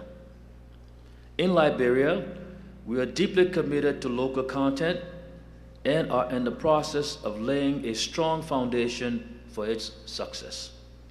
Though reforms, policy development, and stakeholder agreement, we are determined to ensure that the next chapter of our resource development story is one that centers Liberians, their skills, their experiences, and their aspirations.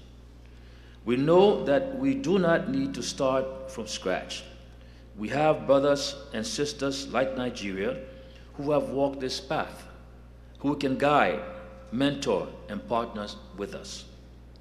And so, today, I ensure an open invitation to investors, to regulators, to African-owned firms to come to Liberia.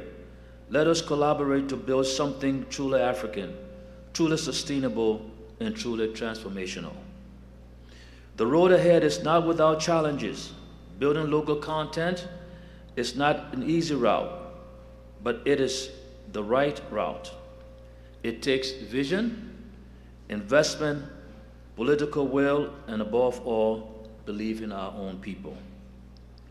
But if Nigeria has shown to us anything, it is that it can be done. Let us be the generation that refuse to export opportunity.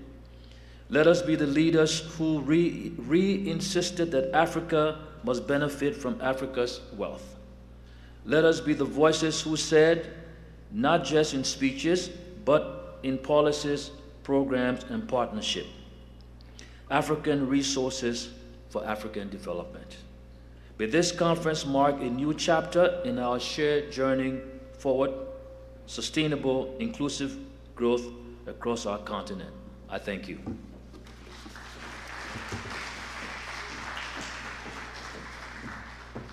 I thought that applause would be better for Liberia. In case you do not know, Liberia's national motto is "Love of Liberty brought us here." And from that speech, you would agree with me that the love of innovation is indeed taking Liberia further. Once again, a round of applause for the representative all the way from Liberia. We'll get to the next item on the agenda, and just before that, I would like to quickly make a quick recognition, Your Excellencies, distinguished guest. We have with us the Permanent Secretary from the Ministry of Petroleum Resources here present, representing the Honorable Minister. Mr. Emeka Obi is here. Please, a round of applause for him. Thank you very much for joining us, sir. We'll get into a critical point of this discussion. If you look at your agenda, it's now time for us to step into the heartbeat of Africa's mineral strategy. The leaders that will be coming up for this panel discussion are crafting the continent's cohesion and shared prosperity through minerals. And to do us the honors of moderating this session is none other but a champion of digital transformation and a true statesman driving progress across Africa. Ladies and gentlemen, with a warm round of applause, let's make welcome His Excellency Moses Michael Ngado, the Secretary General, Africa Minerals Strategy Group. Please, a round of applause for him. Africans for Africa. I'm sure you remember AFNIS 2024, and he would introduce the panelists. Please, another round of applause for them.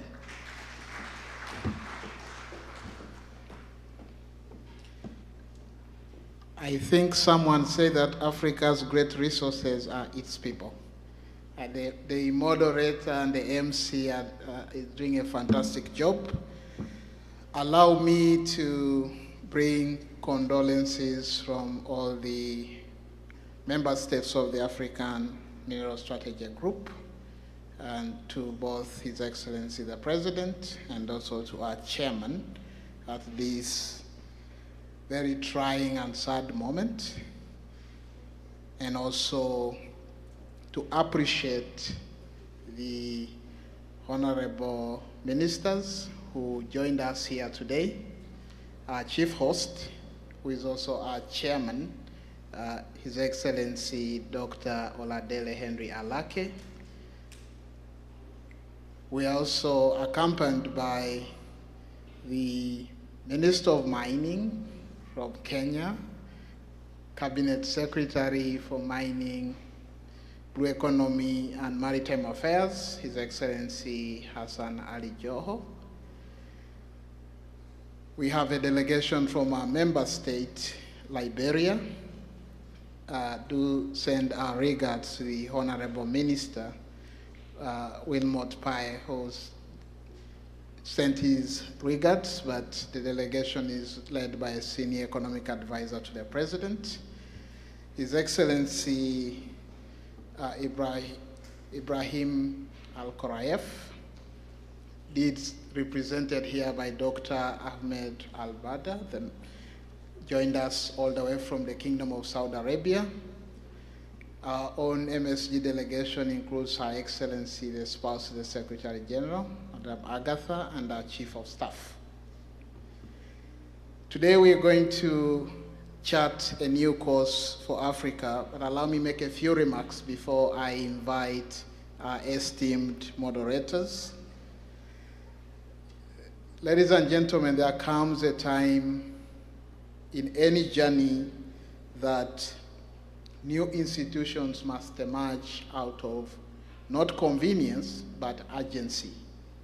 The African Mineral Strategic Group was established out of the urgent need for us as a continent to rethink how we do and handle and benefit from our minerals. Looking to our past, Africa has not often benefited highly from these vast precious metals. Therefore, the African Mineral Strategic Group was established not as an alternative, but as a primary driver towards achieving a unified African approach to the way we do our minerals business, but most importantly to the way we benefit from these vast minerals. The urgency for us to rewrite value addition, but also our shared prosperity, required that we chart a new course, a course where Africa does not beg for a seat at the table, but Africa makes its own table so that other people, for once, beg us to sit on our table. This vision was predisposed to be a time of generational opportunity, because we are aware that although our continent has over 50% of the global reserves of some of the critical minerals, Africa still remains stuck to the pit-to-port model, exporting raw materials, exporting mineral wealth, while importing poverty. Africa is rising, and this is why we are here today.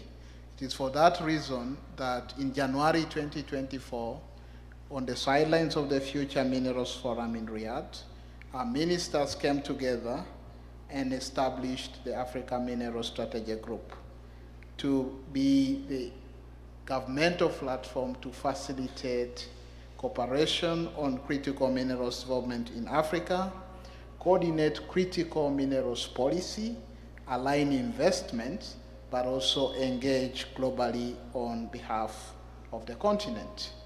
So we had to agree what are the critical things that as a continent we require. We require collaboration. We require resource sharing. We require to come together to invest, and that's joint investment opportunities. We know without technology, we may not go far, and acknowledge our capacity needs and the need for strategic partnerships. So those formed our core values. And those core values then is what you'll be hearing today in both our panel, but also throughout the AFNIS conference. And we are saying, but what are the priorities for the continent? Both the Honorable Minister Lelalake and the Honorable Minister Ali Joho articulated clearly that our first priority is value addition. That as a continent, we must move from pit to products, not pit to port. Pit to products therefore means that value addition and manufacturing on the continent will create more than just jobs, more than expertise and products, but it will raise the contribution of mining to the GDP. The second and very important imperative is exploration and data sovereignty. whoever owns the maps owns the wealth. When we have our data and we can be able to use it and understand it, it is why, together with the chairman, we are pushing for the issue of the reporting code and the classification of our data. We must understand that data and it must work for us as Africa. But critical to all this is the issue of mobilization of African capital. Because Africa must fund its mining sector, and we should do it through blended financial vehicles. Last year, under the leadership of the chairman, we were able to launch the Africans for Africa initiative to be able to mobilize capital from Africa and people of African descent so we can be able to address this. We're also looking into the decentralized financial markets, which are the digital markets, by saying how we can tokenize our mineral reserves below the ground so that we can be able to make money from those markets. The fourth imperative, which I thank the Honorable Minister of Kenya for articulating, is critical mineral security. Our biggest question as MSG is, for whom are these critical minerals, on what terms, and for who? So as Africa, we must define our agenda, we must define the minerals that are critical for us, and for that matter, everything should always be on our own terms. As we move forward, it's important, above all else, that we are united as a continent, because a house that is divided never thrives. With these few remarks, I now have the honor to be able to present to you the champions of this new era. Allow me to invite our moderators to join me, beginning with His Excellency Dr. Dele Alake, the Honorable Minister of Solid Minerals Development, our chairman. For the Nigerians, for us in Africa, we call him a man of vision and resolve, who believes that building African institutions that endure is the solution to the continent. Ladies and gentlemen, join me in welcoming His Excellency Hassan Ali Joho, the Minister of Mines of Kenya, who, as you already heard, is able to articulate everything that we require, because what we are building is an African movement.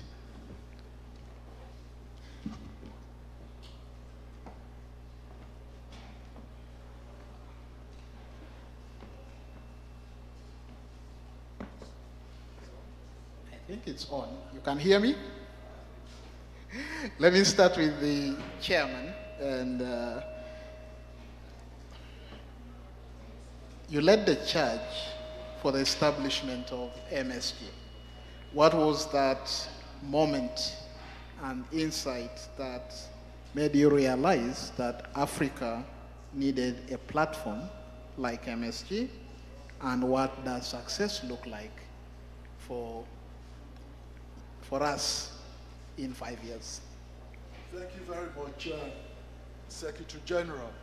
You recall you were there in Riyadh last year when we gathered at the Futures Mineral Conference.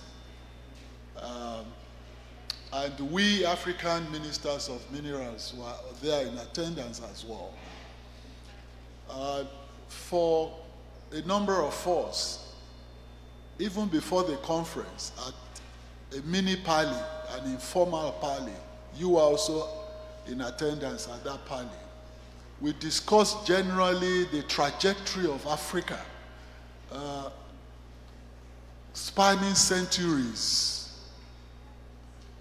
And if one does a very critical analysis of the narrative of Africa, it had been suffused with first,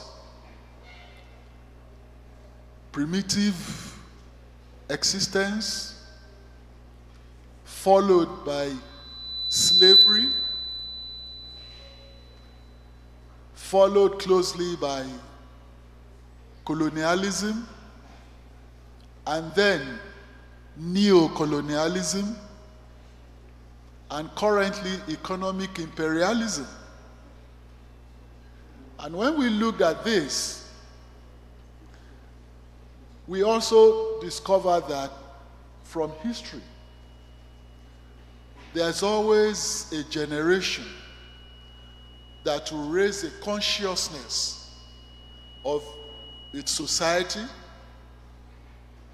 And like Frantz Fanon said, it only takes a conscious generation to uplift a whole society and change the paradigm and narrative of the society. So we came together and discussed that our generation has the onerous responsibility, because we are at the cusp of history, to uplift Africa from the shackles of centuries of subjugation and oppression and harassment. And if we don't do it now, history will not be kind to us. And when you look at the developed societies, and I tell my compatriots, those who revel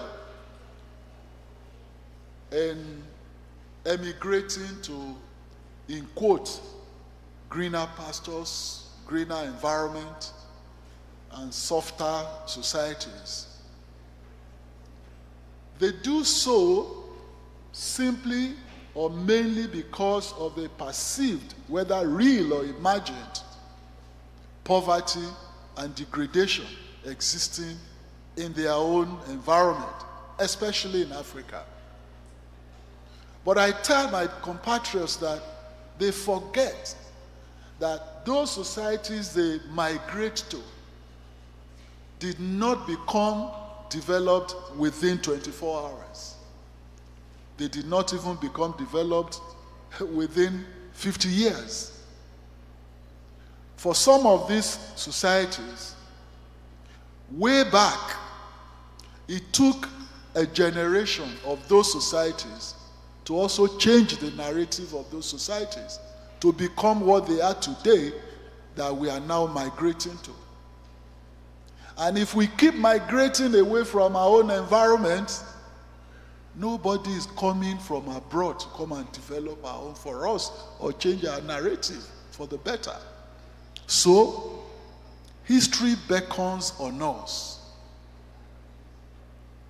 to take up the gauntlet and move Africa forward into the era of not just consumption, but to production and to progress and development. And all my colleagues, including yourself, we all became very excited at the prospects that history beckons on us. And we sat together and decided to form the African Mineral Strategy Group with the sole objective of ensuring that never again would our minerals be carted away, extravated or excavated from the pit to the port and away. And like you said, it must now be from the pit to products.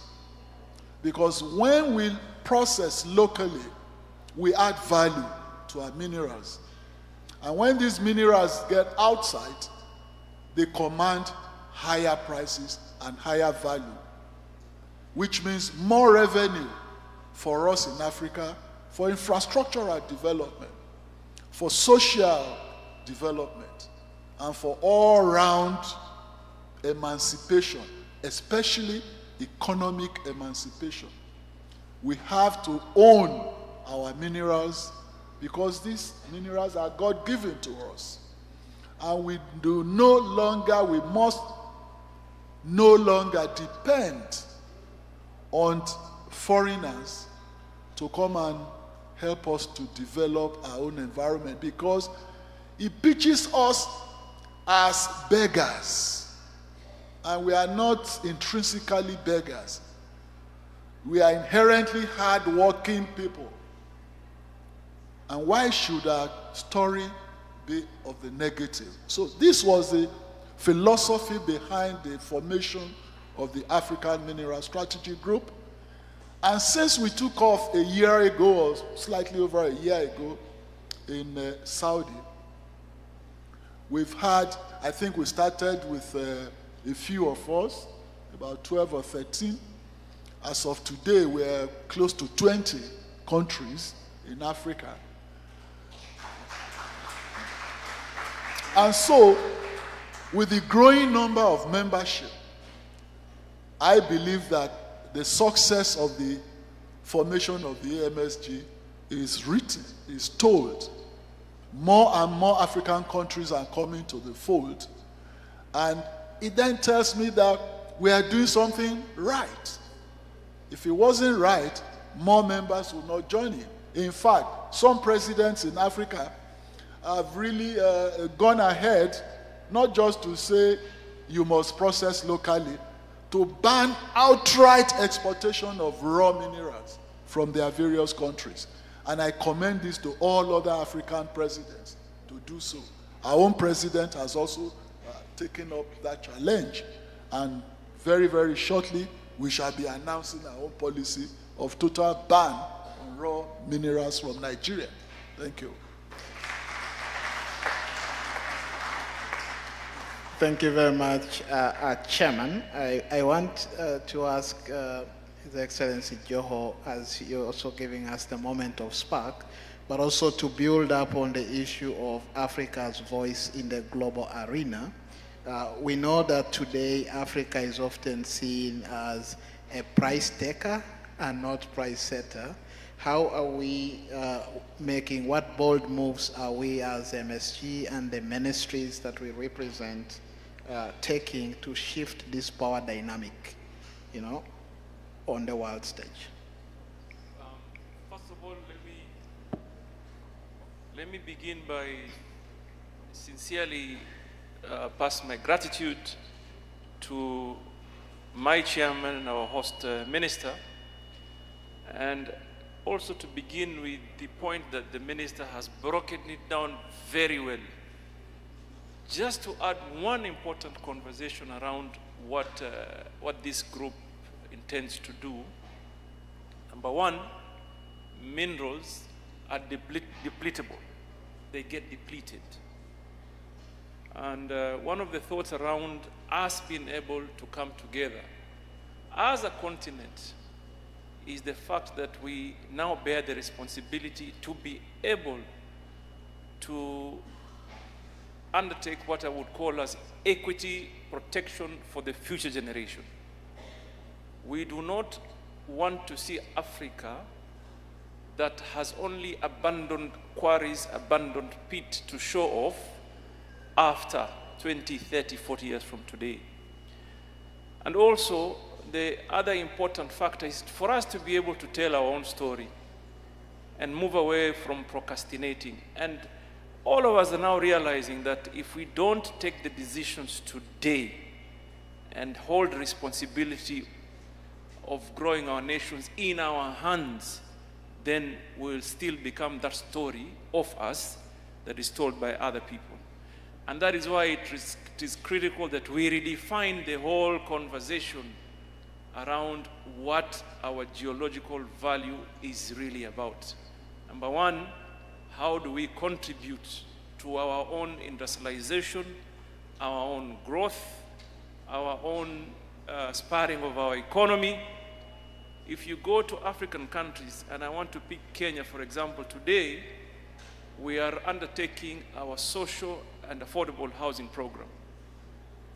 I have to ask myself whether we want to be that country where we want to still import steel to do what needs to be done to create homeowners and create wealth, yet we are home to iron ore and what it is that we could do today. So therefore, I mean, the conversation on value addition has to be informed on the basis of country to country and the plans and the economic plans that fits into the demands of the moment. But now, what is most critical for us, because the belt of our mineral cuts through the continent. For example, the famously known as Mozambique belt cuts through many countries into Kenya and beyond. So you find different minerals that are placed in different places. And then the beauty about minerals are not like humans. They don't need a passport to cross the border. They just find their way into different countries. Now you see situations where we have created, all of us have done, for example, Kenya, we have done our aerial geophysical survey. We know of our occurrences. Now we're doing ground truthing. So what is our point? Our point is to create some synergy around the continent on how we can support each other. I said in the morning, and this is a point that I really, really want us to push together, is that if we want to create wealth, then we must get our people involved. If we want to get our people involved, then we must develop frameworks, policy frameworks that conforms and meets the demands of the moment. Then critically look at the physical space, at the financial architecture around our systems. How do they meet the demand that can create businesses for our people? This morning, Your Excellency, I was having a conversation with someone, and I told him, you know, when we value add and produce locally and have market access globally, it means that dollar, that euro comes back to Nigeria here. It balances our trade, it balances our issues on foreign exchange, and it creates wealth that stays here. So for us to take control is very critical, because we cannot continue to be told that ours is to create jobs. Jobs is a small component. Job is an extremely small but important component. But we want to see wealth that transforms our continent to first world or to the levels of the others. So the need for us really to come together is very critical. It cannot be gainsaid. It is timely. And I want to also urge our colleagues around the continent that it is time we really have this conversation, even redefining what is critical for us. I was saying to someone, I think Ahmed this morning, that in some areas, I just phosphate. Nowhere critical to Saudi, for example, or to Canada or to Australia. But it is critical to me because I can create fertilizer that will enhance food production. There's a borderline on copper. People say copper, is it really critical? But for a continent that wants to generate energy and ensure it reaches to the last mile, it is critical that we produce and empower our grids. So what is more critical for us may not be critical for the other. And that is why this group really creates that opportunity for us to be able to get together and form that common ground that transforms our countries. So I'm happy, and like I said earlier, as a leader, I'm happy to be led by my chairman, visionary, who knows what really needs to be done, and all of us will follow suit in ensuring that there's value chain and value addition in our ecosystems. I thank you.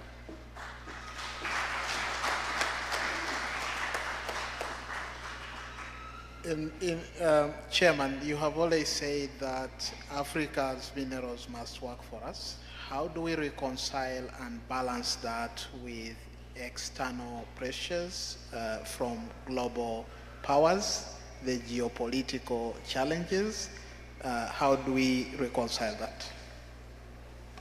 Thank you. It's very simple.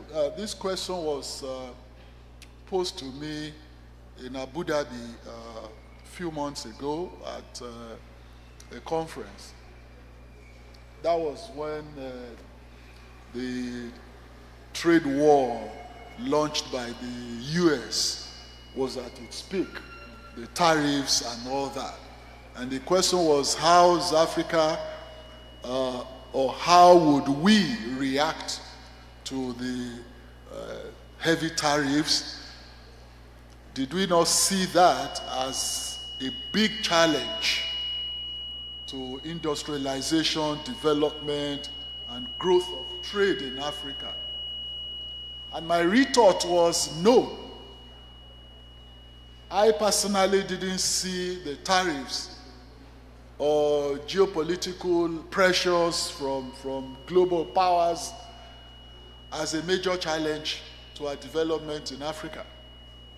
I see that as a great opportunity, because in our books, challenges are opportunities. It depends on the perspective from which you are looking at it. If one has a defeatist attitude, you see challenge as a major stumbling block to progress. But if you have a very progressive mentality, you see challenges as opportunities created to move forward. Because as you surmount a challenge, as you conquer an obstacle, you are advancing. So I saw these tariff penalties, so to say, or the pressures from global powers, or the geopolitical pressures from global powers, as opportunities for us in Africa to engage in intra-African trade, intra-African connectivity, intra-African cooperation, collaboration, and support. Now, if you do an inventory or take an inventory of the mineral deposits in Africa, these so-called critical minerals to the developed world, you'll discover that Africa has a preponderance of the deposits. So, if we are transiting, if the globe is transiting into greener energy, and Africa has large deposits of the resources necessary for this transition, to power the transition, why don't we exchange these amongst ourselves? If we intensify intra-African trade, we not only develop, there will be comparative advantages. If Nigeria is having abundance of, say, gold or lithium, and Kenya has copper, bauxite, and Uganda has uranium, and all along, dotted all over the landscape of Africa, then we'll exchange. What I need, you have. What I have, you need. Then we exchange, and then together we develop. You will see that that challenge will become a great opportunity for us to forge ahead. That is the way I see these geopolitical global pressures. I don't see it as a challenge. I see it as great opportunity for Africa to introspect, to look inwards, and create internal dynamism, which exists. We only have to catalyze it.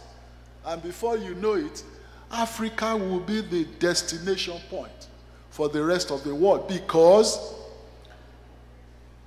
I'm told by pilots that the land area of Africa is about the largest continent in reality. And the pilots say they don't even use the normal global map that we use in schools and elsewhere, but that they use a different form of map, which is the real size of the land areas of Africa. They use the real map, and it shows that Africa has the largest land area. And embedded in this large area are numerous minerals, both liquid and solid. And we have an abundance and a teeming, vibrant, youthful population. And this youthful population are so dynamic. And everywhere you go in the world, you discover an African expert somewhere. So we need to just harness these resources through intra-African cooperation, collaboration, and trade, and we will surmount any challenge. Thank you. Thank you. Thank you. I know that in the interest of time, we will continue these conversations both later in the ministerial roundtable. I just want to pick Honorable Joho's mind, but as well with your closing, remarks, and then we'll hear from the chairman and we'll be off the stage. On the same matter, how are we leveraging the geopolitical? First and foremost, I think the basic principle of diplomacy is reciprocity. You get what you give, or you should give what you get. Let's begin from that point. Meaning, we must always never lose sight of really what works for you as a country. What would have an impact for you? And I just want to echo the sentiments of Mr. Chairman here for the first time that we as a continent must be able to identify our own opportunities. And before you look further, we deal with the issues within. Mr. Chairman spoke about connectivity and mobility and market access and free trade discussions around the continent, but also in value chain. For example, if we're having a conversation, say between Uganda and Tanzania, and we have iron ore in plenty that is hematite, and then you have magnetite, how do we create a balance so that we make viable investments that would make sense and support the growth of the countries going forward? So the programs in value addition, exchange of information is critical, investments, so that not all of us in the continent can invest in one thing. That can really only be realized if people are engaging. They have a platform to engage and share knowledge, share experiences. For example, I visited a lithium value addition site here during my stay. I have told my brothers here and I asked for the permission of the minister that let them come and invest in Kenya. We have lithium in Kenya. Why should we look so far away? And Nigeria has led the way. Like we in Kenya, for example, in the area of steel, we have done quite some progress. A lot of the steel production factories are now Kenyan owned. These are the conversations that we must continue to have to see how do we exchange value and contribute to our internal growth as a continent. So just to say that and to encourage every other African country that has not joined the group to please do so, and also to echo the sentiments. In Kenya, we've already made the decision. You will not move raw ore material. We can't allow that. It must not happen.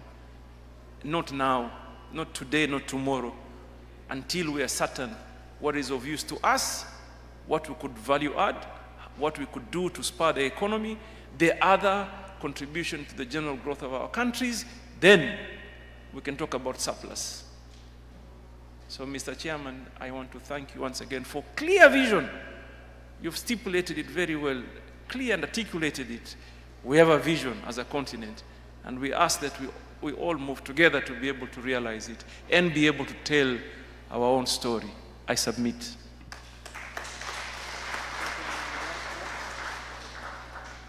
Thank you, Secretary General. I just want to add to what my brother has said. One of the factors of moving us forward in owning our own story, not just writing a story, but owning it with dignity. We have said, and he said, emphasized in the morning, that the financing structure or mechanism is needed to power this transition from our current stage into actuality.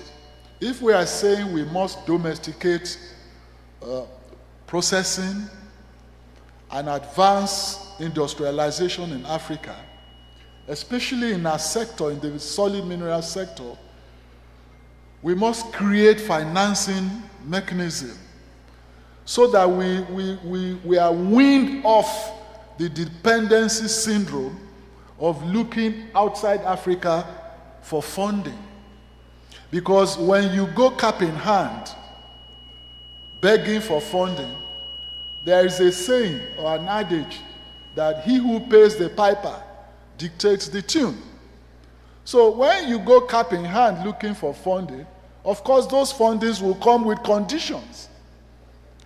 And from our experience, we've seen that more often than not, when you are advanced a loan to execute a project, the country or the institution, the international institution that advances the loan, also puts in some seen or unseen conditions, such as even the execution, determining the consultants, and determining even the time frame. So at the end of the day, if you do a critical analysis of all of this, you discover that they give you the money with the left hand and take it with the right.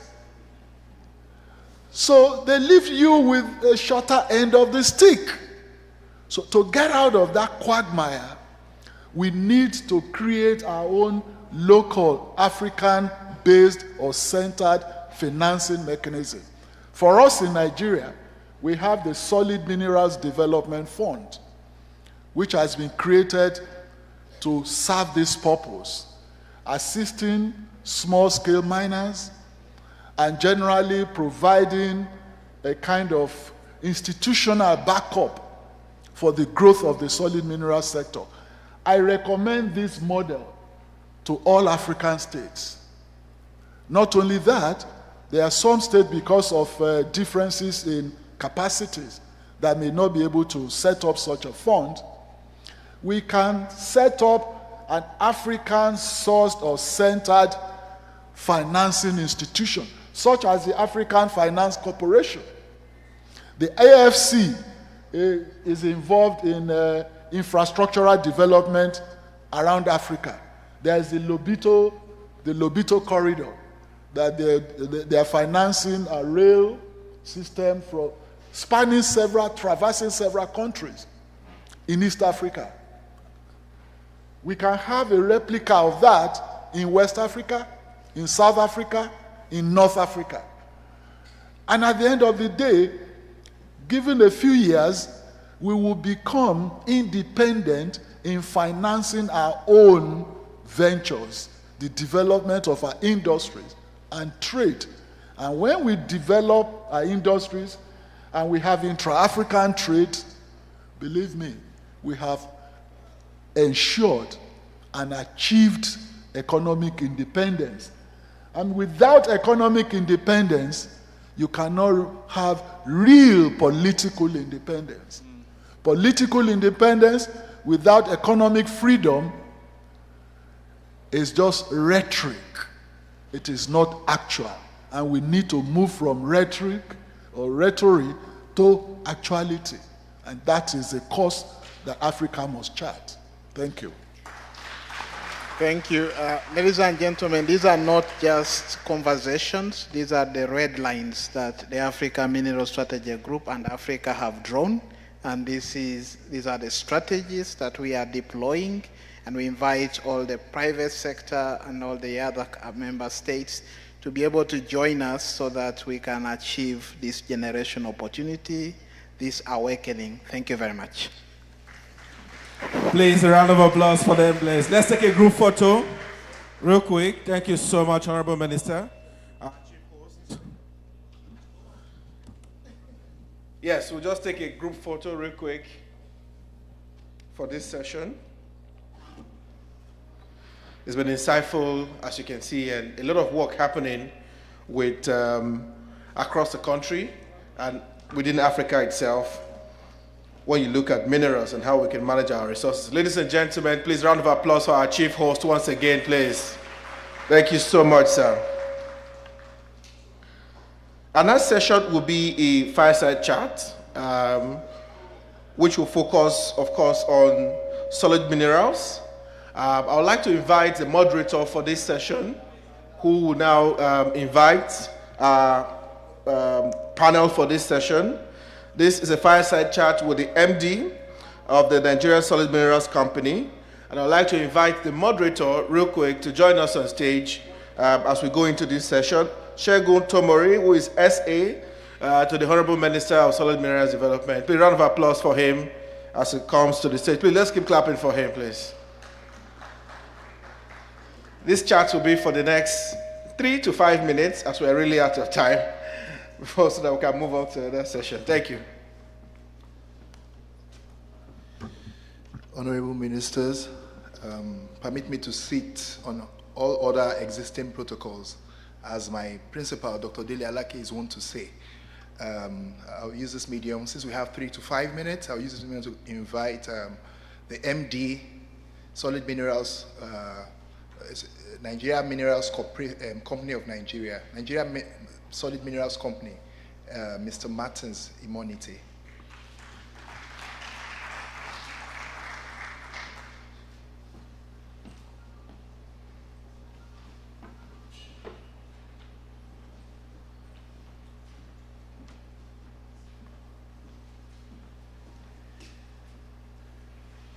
You're welcome, sir. Mr. Martins, I know a lot of people in this hall might have heard your name, but this might be the first time they're seeing you physically since your appointment as the MD of the Nigeria Mining Company. So can you please give us a sneak preview into your background and introduce yourself? Thank you very much, Segun. I would like to first and foremost appreciate the organizers of this event, and also to appreciate my Honorable Minister, Dr. Dele Alake, and in extension to the President of the Federal Republic of Nigeria, Asiwaju Bola Ahmed Tinubu, for bringing me back home after close to 20 years of living and working in the United Kingdom and Australia. I did have my first degree here in Nigeria in economics, and afterwards I went to the United Kingdom to do my master's degree in econometrics. And from there I did work for a few years before moving to Australia to work with one of the biggest financial institutions in the world supporting mining. And I did spend close to 17 years in that bank, working on projects for the likes of BHP, Rio Tinto, Anchor, Prospecting, and the likes. And yeah, basically I've spent close to 25 years in the world of finance and banking, and I've cherished every moment in that industry. Thank you. Thank you very much. The Nigeria Mining Company is an integral part of the Minister's 7-point agenda. How would you say your experience, your vast experience in mining finance would positively impact the new corporation? Yeah, if you look at my vast experience working across Africa, United Kingdom, which is Europe, and Australia, and supporting projects across Asia, Europe, and Latin America, that is what I'm bringing to bear in this new company. And in addition to that, I still remember not too long ago in Perth, Western Australia in 2017, that I met the former President Olusegun Obasanjo, And incidentally, the Vice President of African Development Bank, who is also here in this conference, Professor Kevin Urama, like asking me to come back home and contribute my quota. And at that time, I politely told the president that I wasn't ready yet. and that was it. And one of the reasons I saw then was the fact that the political will was not there. But apparently,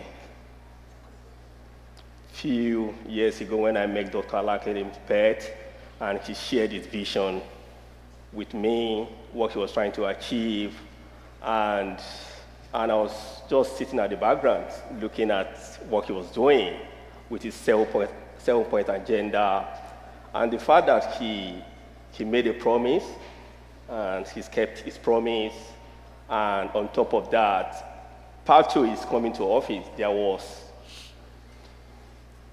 Nigeria was not part of the conversation. When we were talking about mining, Nigeria was not there in the global mining space. But in the last 18 to 24 months, less than 24 months, we've seen that going to international conference, Nigeria is now part of the conversation. And so one of the things I'm going to bring here is to try and see how we can attract private capital into the sector, seek joint ventures, partnership with the top mining companies across the globe, within the top 20, and also use my working relationship with, our development partners as well, the AFC. I know we've been working with AFC in recent past. We want to deepen that relationship. And I'll be having a chat with the Vice President of African Development Bank, Kevin Urama, who is here in this conference, to see how we can, get them on board as well to start to finance some of our projects in the solid mineral space. Thank you very much. It will be recalled that there was a mining corporation or a solid minerals corporation before that is defunct. So, Mr. Martins, what would you be doing differently to ensure that this new company, mining company, endures and is institutionalized? Yeah, that's an interesting question. And let's look back at the establishment of Nigerian Mining Corporation, which dated back to 1972. And that was when mining was the backbone of the Nigerian economy. It was contributing 5% to the GDP at that time. And over the years, it has gone comatose. And when President Olusegun Obasanjo came in, they decided to privatize it. And in the process, some of the assets of that mining corporation were sold, and we are left with some few assets and mainly joint ventures agreement with some other companies. So what we're going to be doing differently is that one was was a government-owned institution, which, across the globe, we all know that government over the years has not been a good, So how would this? So this one is different. This Nigerian Solid Minerals Company is different. This one is going to be a private-public partnership, all right, that is going to be 50% private investor, 20% federal government, and 25% later on will be to the general public, Nigerians, so that the prosperity of mining can be beneficial to Nigerians, which is probably going to come down the line maybe after 2 or 3 years when we now have assets in the balance sheet. Then we take 25% to the public via IPO for them to buy shares in the company. Thank you very much. It's been a few months since you've been appointed as CEO. Can you give us a synopsis of how the structure of the mining company will be? What are you putting in place? Because I know that you are still finalizing the formal launch of the company. Oh, thank you very much, Shegun. So what we've done in the last few months since me coming on board is to try and create a foundation for the company because we want to create a world-class company that will be able to enter into joint ventures, seek private capital across the globe. So we are working on the structure, the governance, all right, to make it in line with global practice. Aside that, we're also trying to see how we can attract the best mind. You know, you were with me on one of our trips overseas, and in a single day we met with 3 global mining companies.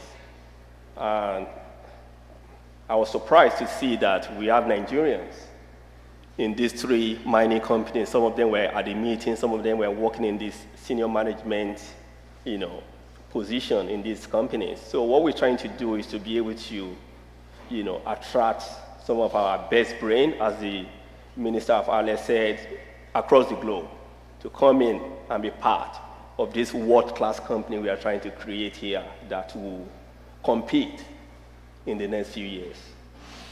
Sir, what's your vision for the Solid Minerals Company vis-a-vis the President's Renewed Hope agenda and the Minister's 7-point agenda to significantly develop solid minerals in Nigeria and ensure that it becomes a significant contributor to our nation's GDP?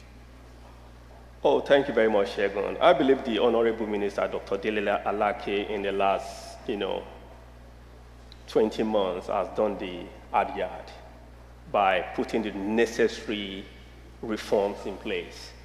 In addition to what the federal government has done as well, the bold reform of the federal government in terms of the subsidy removal, liberalization of the FX market, the tax reforms, and just of recent the various institutions as well. Because in Africa, what we've been doing in the last 30 to 50 years to create individuals instead of building institutions. So but what the government is trying to do is to build institutions. All right, that's what our Honorable Minister is doing, that's what our President is doing, to build institutions. When we build institutions, then there is comfort, from our investors, to have, that is part of the risk in the sector. All right, and that is what we are going to be, seeing in the next 18 to 24 months. On a lighter note, when would I be able to invest? And other Nigerians, watching, when would I be able to invest? Because I know there is a portion allocated for members of the public aside from the private sector. So when are we going to be able to invest, and what is your message to mining enthusiasts in this hall and across the country and prospective investors that are, gearing up to invest in the minerals company? Oh, no, for sure. But one thing I need to let the teaming audience know is the fact that mining is not a local business. Mining is an international business. And if sometimes when you get your license to mine and to when you start full production, the cycle could pretty much take to 3 to 5 years. All right, before you start even generating. I mean the equity structure for your company. When would it be open for investment? It will be open when we start having some assets in our balance sheet. You can't just go to the market and through IPOs when you don't have assets yet. I know we do have some assets so that that we've already inherited from the old defunct Nigerian mining corporations, but I will be able to say that within 2 to 5 years, we should be in a position to be able to go to the market via IPOs to sell some of our shares to Nigerians. Thank you very much. Maybe we could have 1 or 2 questions from the audience. Thank you very much.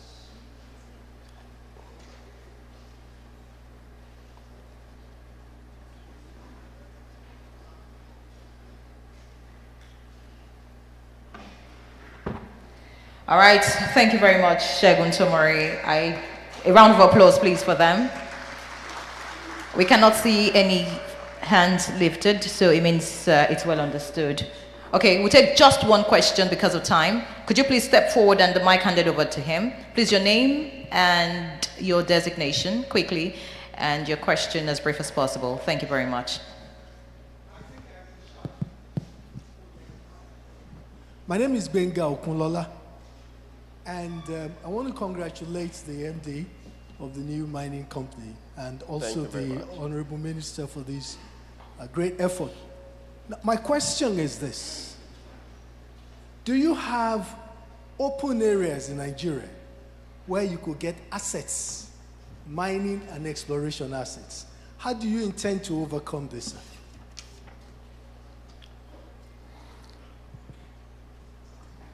Over to you, Mr. Martins. Okay, thank you very much for that question. I'm happy to let you know that we do have some concessional, assets that we're going to be taking to the market.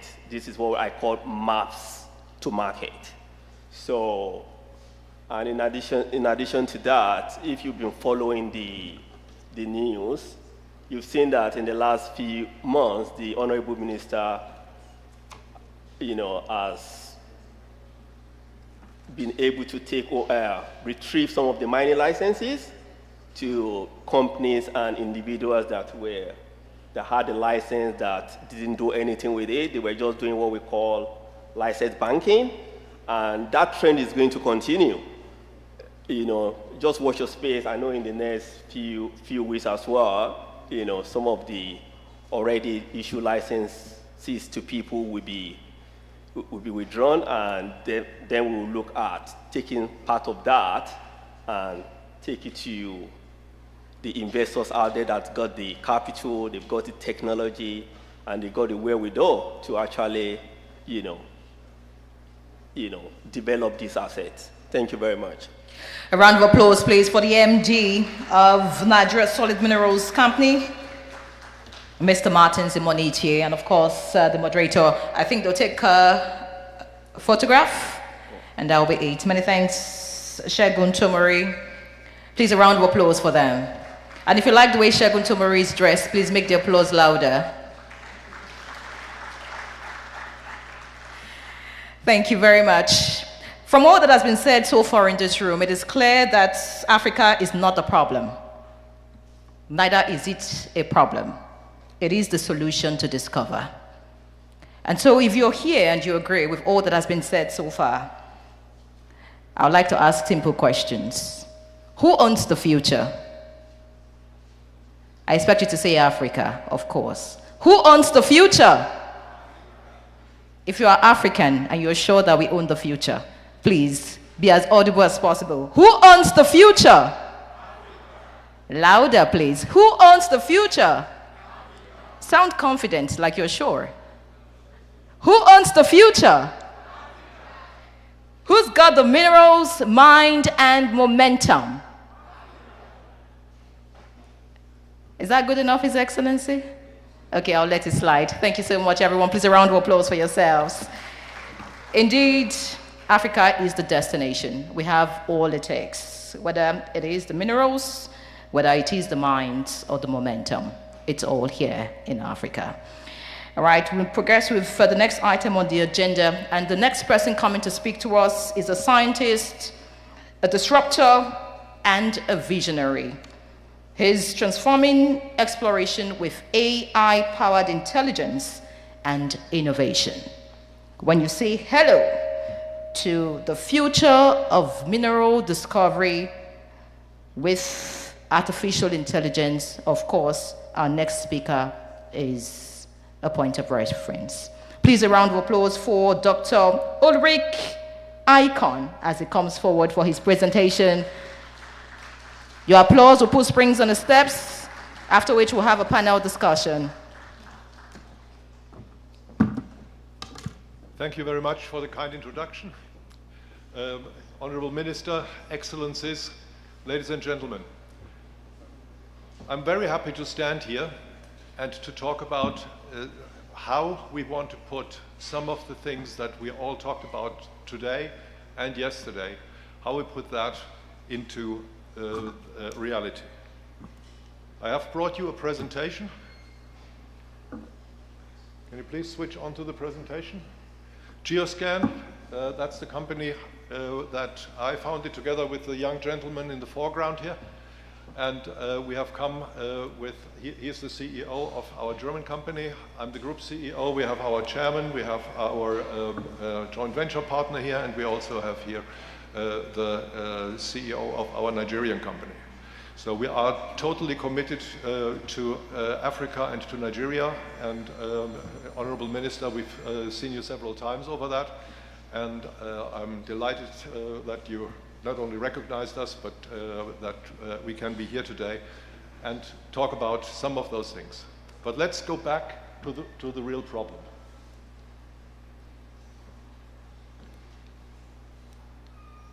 Can I have the next slide, please? Clicker not working, please click.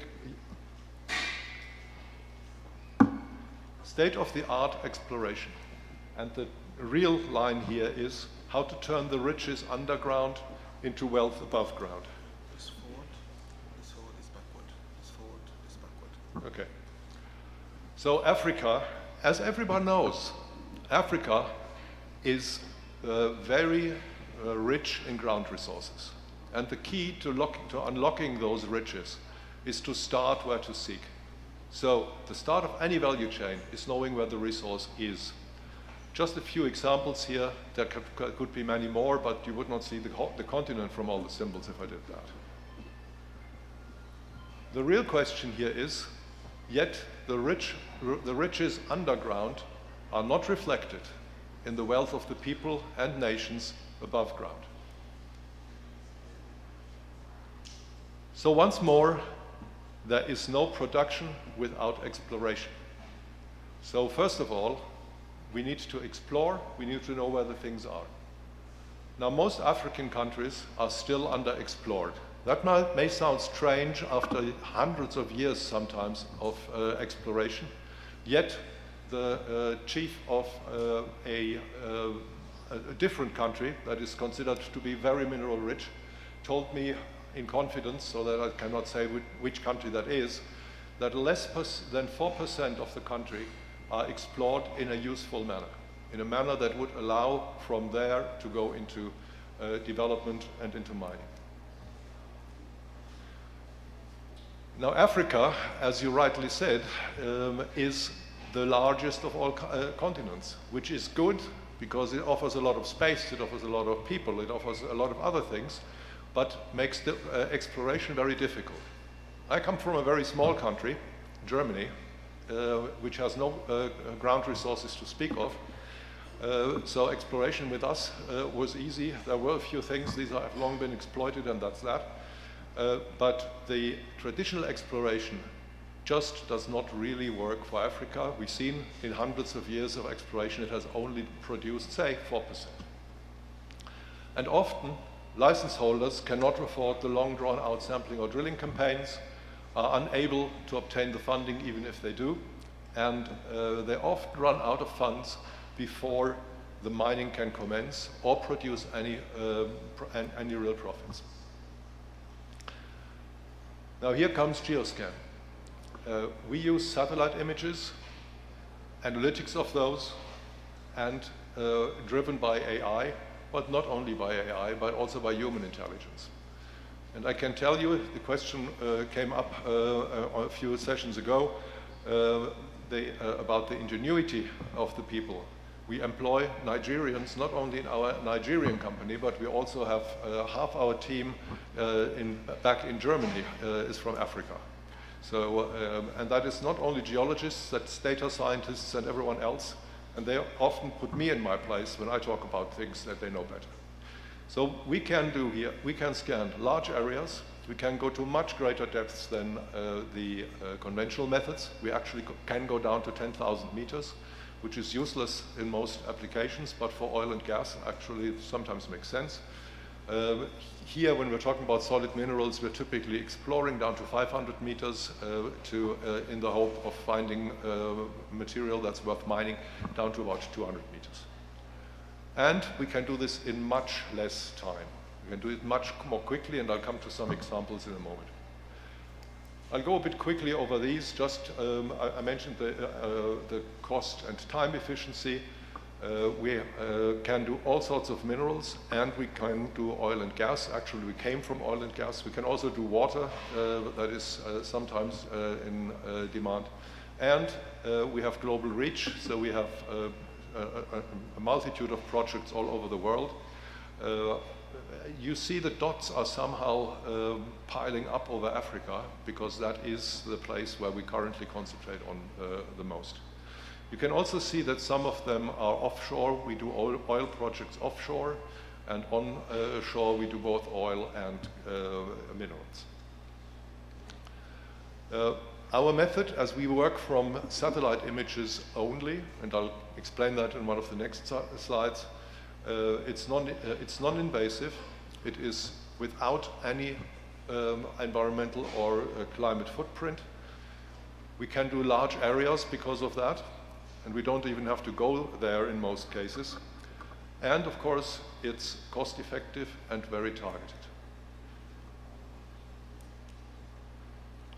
Now this is trying on one page an algorithm that actually was developed over many decades, and we've just reprogrammed it all using the latest technologies. The basic principle is that the core of the Earth, many thousand kilometers down, is so hot and so dense that it radiates, that emits a wide spectrum of radiation waves of all sources, seismic, electromagnetic, whatever you want to call it. As these travel through the Earth, they finally hit the crust. And keep in mind, the Earth's crust is much thinner relative to the size of the Earth than the shell of an egg is relative to the size of an egg. But as they go through there, they get modified by whatever they hit. And you can imagine that those, let's say, just say waves, travel differently through solid rock than they travel through sand or through oil or gas. And they create a variety of well-known physical principles, refraction, diffraction, damping, etc., which over time, over the very long time, leave subtle patterns, structures on the surface of the Earth. These are characteristic for what those waves went through. These are typically not visible to the human eye, but they are visible to our algorithms, and we read them from satellite images. We create the G-scan matrix that's in the middle of the page here. We always work in 3D. We work in native 3D with our AI algorithms, and then we can create whatever we want. So we then have a block, the 3D matrix, and we can cut that any way. We cut it horizontally to get maps. We can cut it vertically to get 2D sections. We can even go just in one place, which gives us the virtual drill hole or virtual well if it's oil or gas. So we can recreate whatever seismic can create, and the picture that you see there with these blue blobs on them, these are actually our own hydrocarbon markers. This is an oil and gas example. So they denote oil or gas in this case. We also do the more standard spectral. We're now going into multispectral, hyperspectral, and we work both in the visible light and in the invisible light, and we work infrared and also thermal, so the far infrared, and we use all this to focus in, to zoom in onto the resources.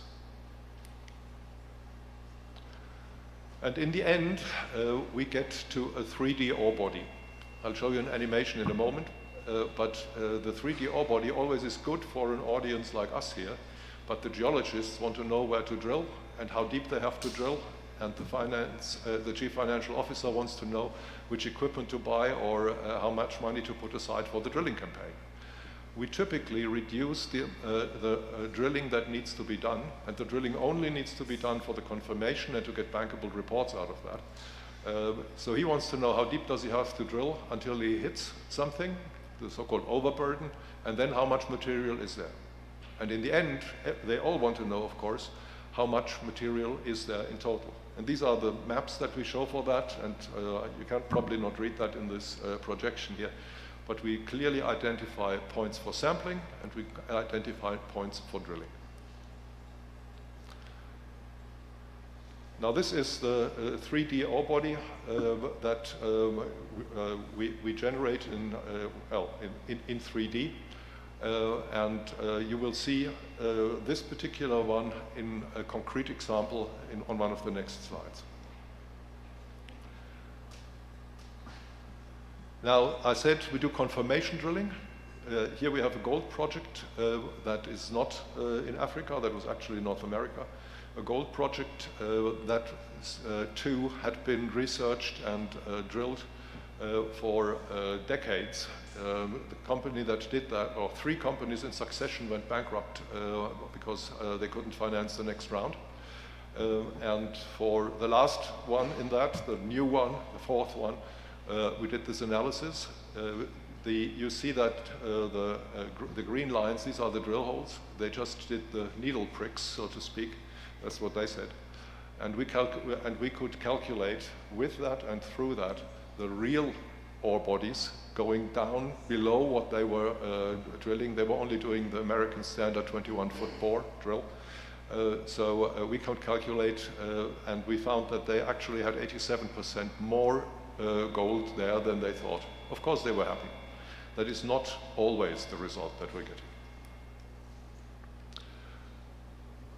As I said, we're committed to Nigeria, and our CEO Oliver has been here with the German Chancellor 2 years ago now, and visited you, Honorable Minister, visited Ms. Shinkave from the Development Fund, and we have since founded a company, a subsidiary, or a joint venture, I must say, with Mr. Nazir Ubada, who sits over there, and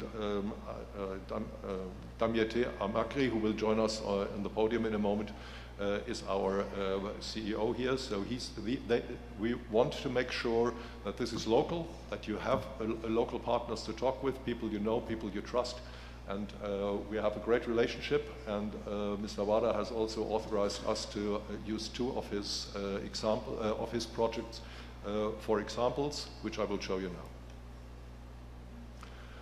now. So we were looking for pegmatite. Really, we were looking for lithium. And when you saw me walk up with a rock here, that's spodumene, the material that you love to find when you're looking for lithium. Just so that you see this, we're looking for this from space. 3 minutes, I'll do it in 3 minutes. And so we do as we always did, prospectivity grid first. This is the grid that you see on the left. And the red is the very high prospectivity, and the less there is, the less prospective it is. And the G-scan signal, which I showed you before, that's the blue bodies on the right. And if you look at the top right-hand corner, northeast for those who think in maps, that's where we found major ore bodies. Actually found 15 major ore bodies throughout the area. Interesting sideline, there is a lot more than these 15 ore bodies there. And there is lots of artisanal activity going on. And in one of the other panels, there is a discussion, or will be a discussion about industrial versus artisanal mining. In this case, they go together easily because the small places don't make sense to mine industrially. So that's where we tell the artisanals, you can go there, and it's much better for you to find the stuff there than to go wildcatting and looking and not finding something. Here, the light blue one in the middle is the one that you've seen before.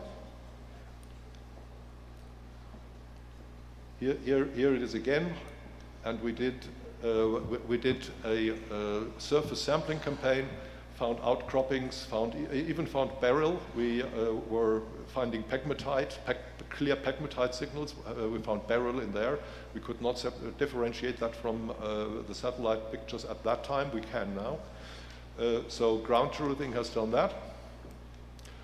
We had scanned 4,000 square kilometers in 5 months at a price, at a time and at a price that would have been impossible with any other method. I'll just skip briefly through 2 other projects, then my 3 minutes will be up. Now, this is one that we did in Katsina State for Chemco. They will be joining us tomorrow. Similar thing, we started with the prospectivity grid.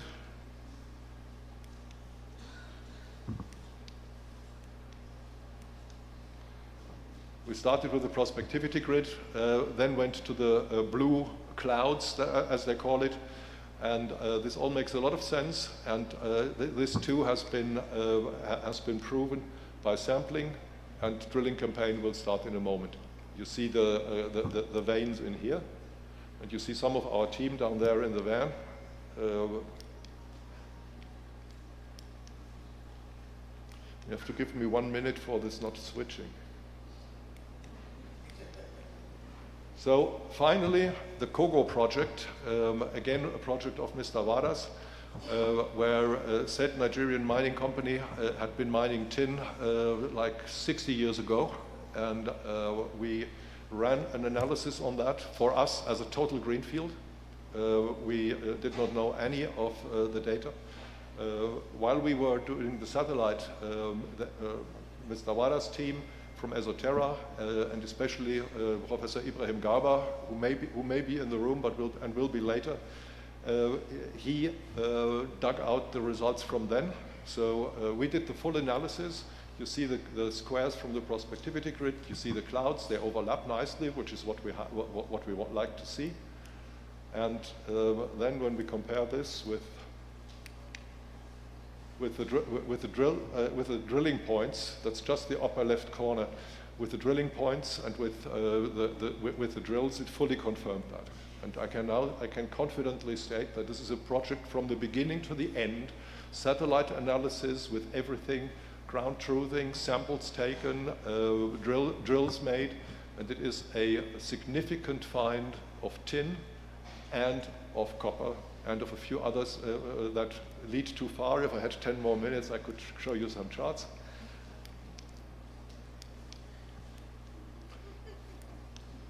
We get letters of recommendation from satisfied customers. The dissatisfied ones don't write. So coming back to the initial question, making riches underground into wealth above. Ideally, with G-scan, we can explore very large areas, scan large areas, then zoom in to the typically, it's again 3–4% of an area that makes sense going under. You've seen this in the Rahama Kaduna project. It's fast and it's proven. It reduces the groundwork tremendously. As I said earlier, drilling 90% less, and it's much faster decision to mine. You want to develop quickly, you don't have the 17 years that it traditionally takes from the first find to begin of mining. Probably not even the 7, and we have some projects here where we think we can, we've already cut that down to the decision to mine to 3 years from the first find, and we can do faster than that. So thank you very much. Sorry for running over. I have one last chart. I'll leave you with this one and with that one. Thank you very much. Thank you. Your glasses.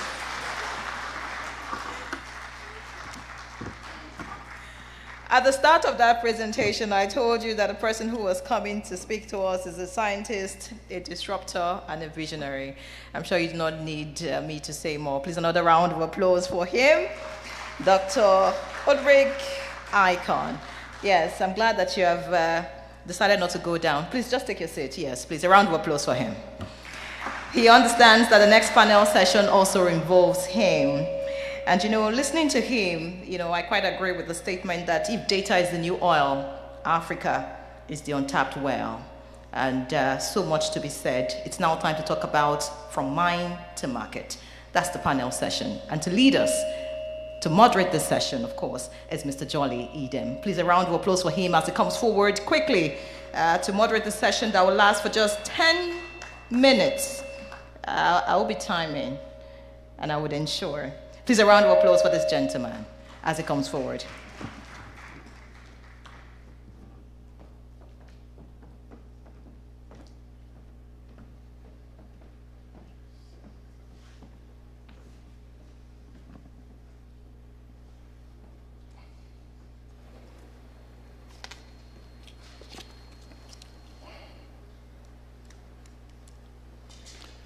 Our chief host, Dr. Dele Alake, the Honorable Minister of Solid Minerals Development, esteemed ladies and gentlemen, and to the gentleman and lady who are doing an amazing job. I hope I don't have to beg for more than 10 minutes after. We'll be talking on from mines to the market, how tech, energy, infrastructure, and logistics shape rural development. Of course, we are looking at a win-win situation where the investor wins and the community wins. We are looking at a situation, a departure from where people go into mining activities and other activities in communities.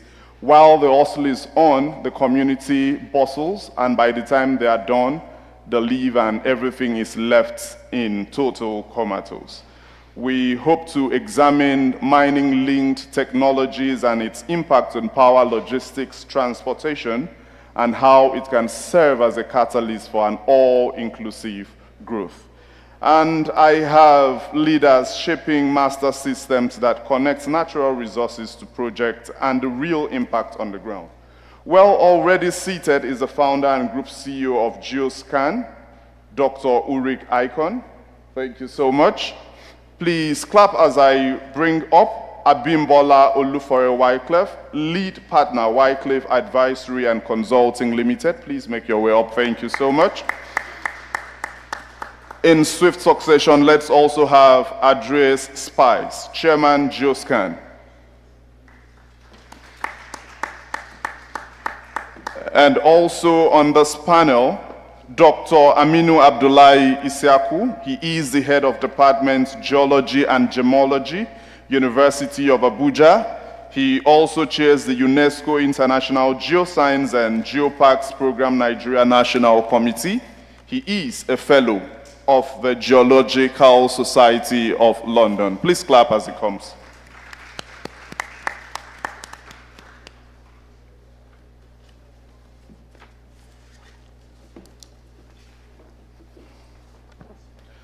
All right, thank you. I'm a professional master of ceremonies, so when I hear 10 minutes, I like keeping to time. So please, up front, I beg our panelists, please, when I ask a question, go straight to the point, hit the point, and then we can proceed. So I'll start with you, Dr. Ulrich. Geoscan operates at the earliest stage of the value chain. How can pre-exploration data reduce risk and encourage capital? Well, thank you very much. The obvious point is that what you saw on one of my charts, when we do a large area, we find that about 95% of that you don't even have to look at anymore. You can safely ignore. And where we had the blue clouds and the red squares, that's where to look at. And we can do this in a very short time, and we can do it at a fraction of the cost that it normally does. That already de-risks a lot. If a mine owner already owns a mine and has to pay his dues and license fees, these accrue. And also it stops the development of the ones that are there while you're drilling in the wrong place. And as I said in one example, sometimes companies go bankrupt over doing the wrong thing. So early development, as we do, shortens the first part of it dramatically, and then targets and focus the next one. That's my example with taking the drilling down from by 90%. That also shortens it dramatically and reduces the cost. So it takes out a lot of risk of the early investment, and you get to be productive much earlier. Plus, with doing this and data-based and not based on somebody's belief or somebody's seen a white stone somewhere and thinks there must be a mine behind it, then that also leads to it being bankable much earlier on. Okay, so I'll still stay with you so I don't have to come back to you. So beyond mineral mapping, how does your technology support integrated development strategies that help decision makers in energy, access, agriculture, along the mining corridors? Well, first of all, if the mine begins to bring some wealth, as I did on the cartoon that I found somewhere, brings some initial wealth to a previously poor area, everything else develops with that. And I alluded briefly to me coming from Germany. In 1945, Germany was bombed out and looked pretty much like Kiev does today.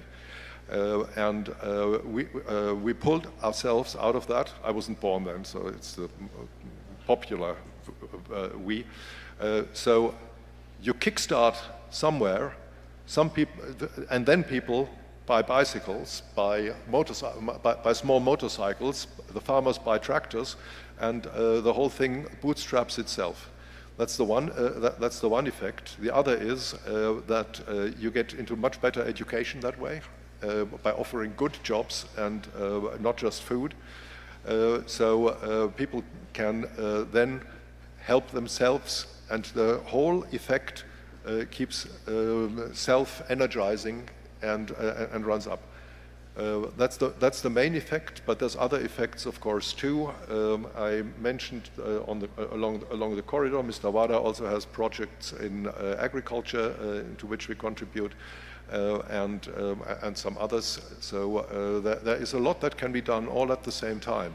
So it does not have to be just a mining town. When you do your mining right, you can have agriculture on the next lot, and you can have a company, a factory on the next, and you can have a little airport on the next lot. All right, thank you so much. So Abimbola Wycliffe, I'm on to you now. With your experience in oil and gas and energy infrastructure, what cross-sector lessons can guide Nigeria in building integrated development corridors that serve mining, agriculture, local industry, and rural communities? Thank you very much for your question. And I stand on existing protocol, and I would like to mention one key thing. In the oil and gas sector, we suffered something which we all know as the Dutch disease, and it's something that we should not transfer to mining. The reason why I say this is because we cannot continue, and that was actually emphasized on stage here by both the ministers on the African Mining Strategy Group conversations, which I really enjoyed, by the way.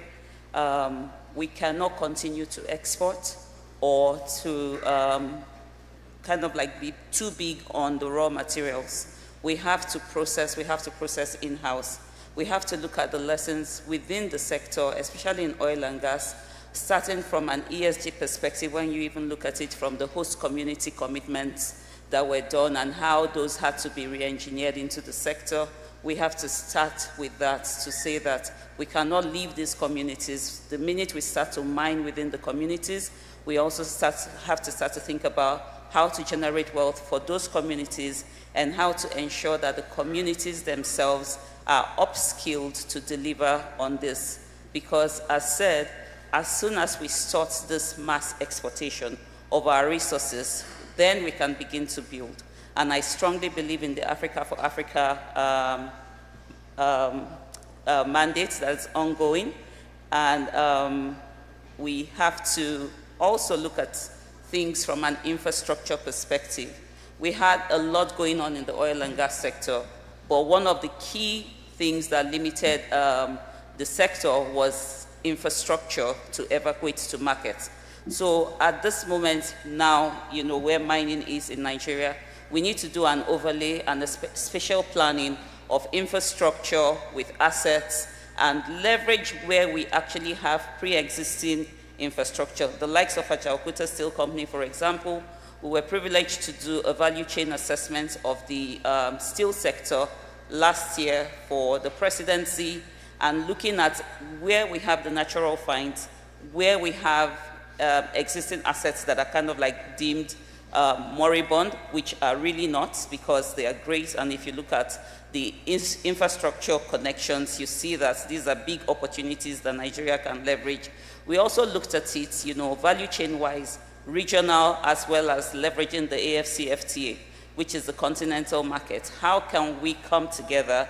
And it was good to hear, the mining strategy, for Africa initiative, looking at this as well. Collectively, as Africa, how can we come together and leverage each other's competitive advantage to ensure that we are reducing our defense vulnerabilities as well as our asset vulnerabilities? Thank you. Okay, I centered on oil and gas, but I see you traversed onto steel. So in the context of energy transition, what decentralized models? So for decentralized models, I would say gas. Africa is gas rich. We have an energy transition plan that is depending on gas to transition.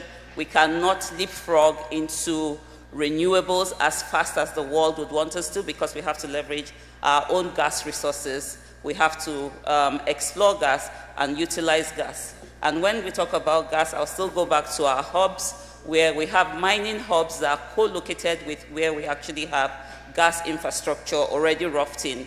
And we just need to do this interconnect.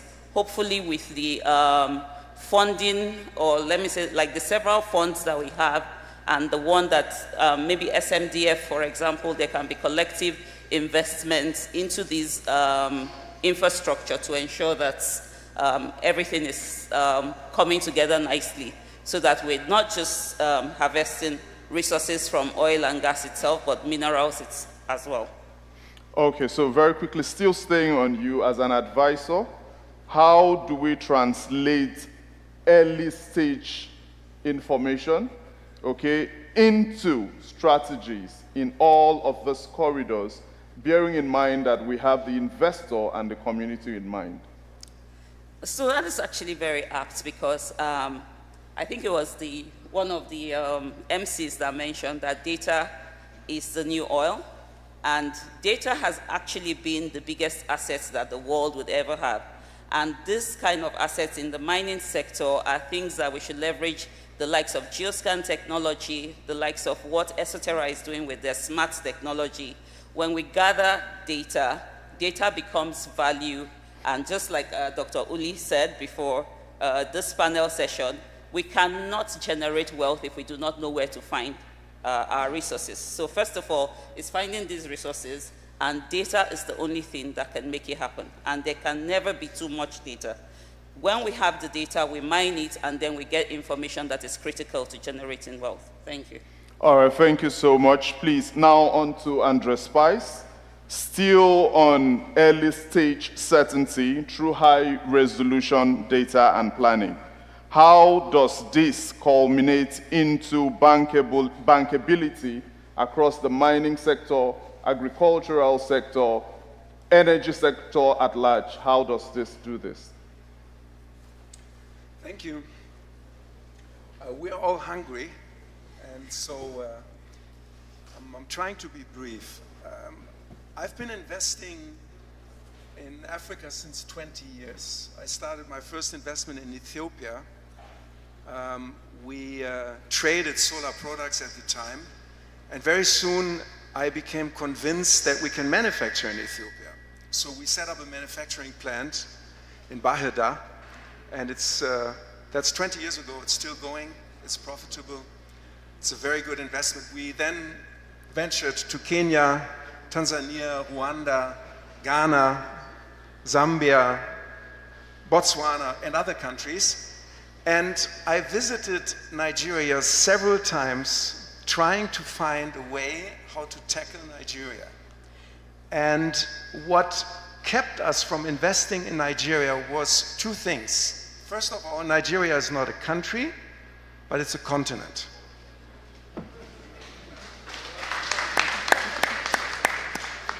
It's like India. India is not a country, it's a continent. And Nigeria will be by population the third or fourth biggest country in just 50 years from now. Secondly, data, we speak about data all the time. Let's speak about people. Finding the right partner is absolutely essential for the value proposition. You can have data as much as you want.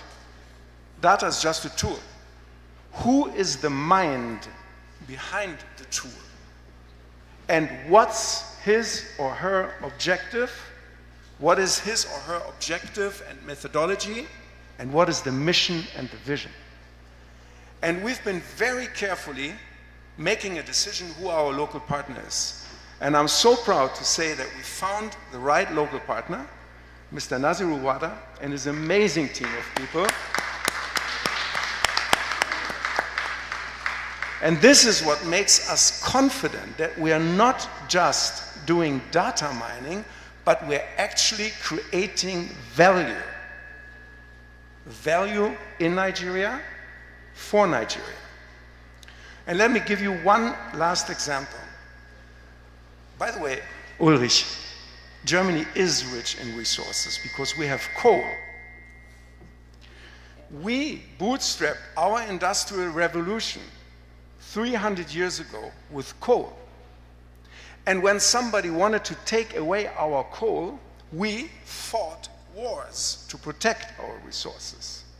And I can only salute Dr. Oladele Alake when he says, no more taking away of our resources. We keep control, and we determine how to create value with our resources. And that is the way I define myself. I define myself as a guest. And as long as I'm invited, I'm very happy to do business. I'm very happy to facilitate investment.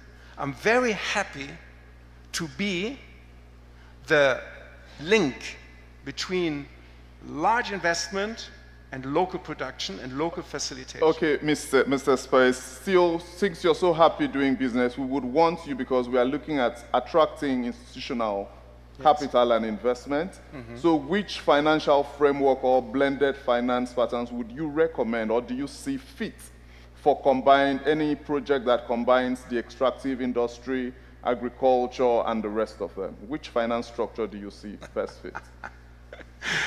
You know what? I give you a very short answer because I talk too much. I'm very happy to share that information with anyone who wants to have a consolidated discussion about it. Thank you very much. All right, thank you so much. Please, very quickly to Dr. Aminu, because our lady is very close. Dr. Aminu, from the ground up, how do geological realities intersect with wider development needs? For example, what are the practical considerations when planning exploration alongside infrastructure support in farming, power, and local supply chain?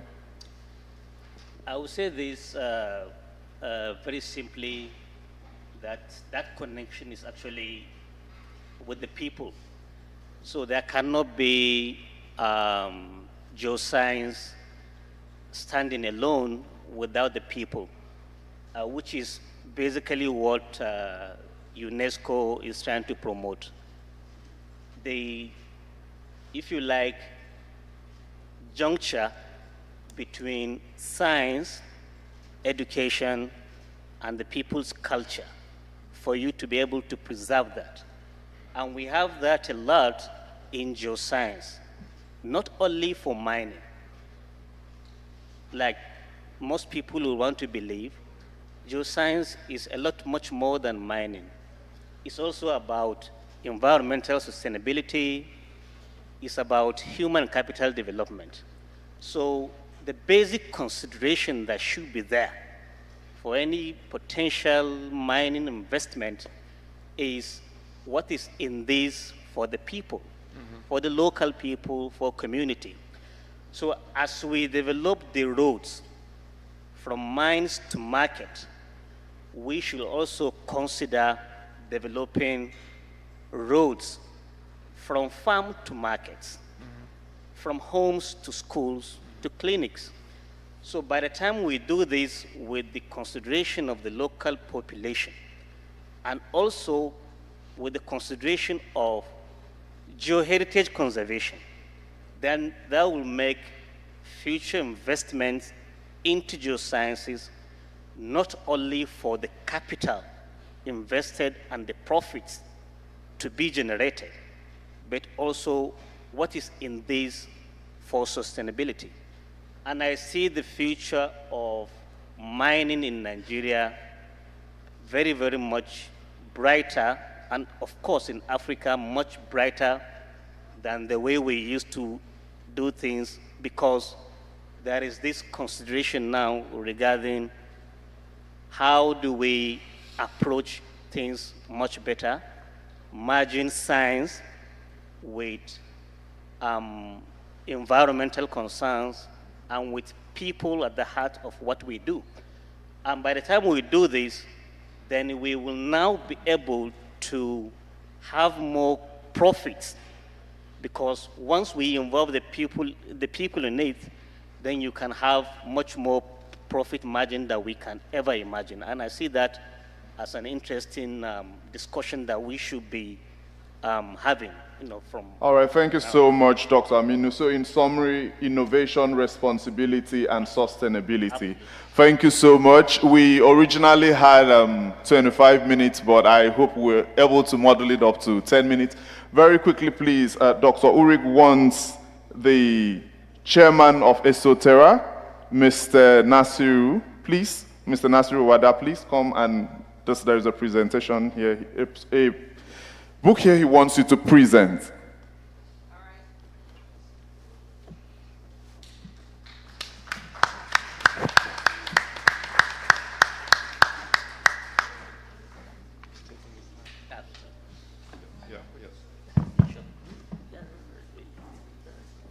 Well, what we are going to present, to not keep this a secret from you, is the executive report of the last project that I talked about, the copper and tin project in Bauchi province, Bauchi state, and I know the governor is here or was here.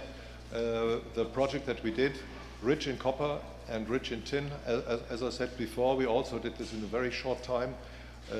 Professor Gerber, who I think is somewhere in the back of the room, worked on this in this area as a young geologist, as a junior geologist for the Nigeria Mining Company of the time. So we have done this now, and do a handover. Thank you very much. All right, many thanks. Please a round of applause for this team. They have done a great job to the topic. By the way, it looks like Mr. Jolly Edem's watch stopped working immediately he stepped up for this panel session. Because he did more than 10 minutes, of course. All right, a round of applause for the panelists as they take a group photograph and step down.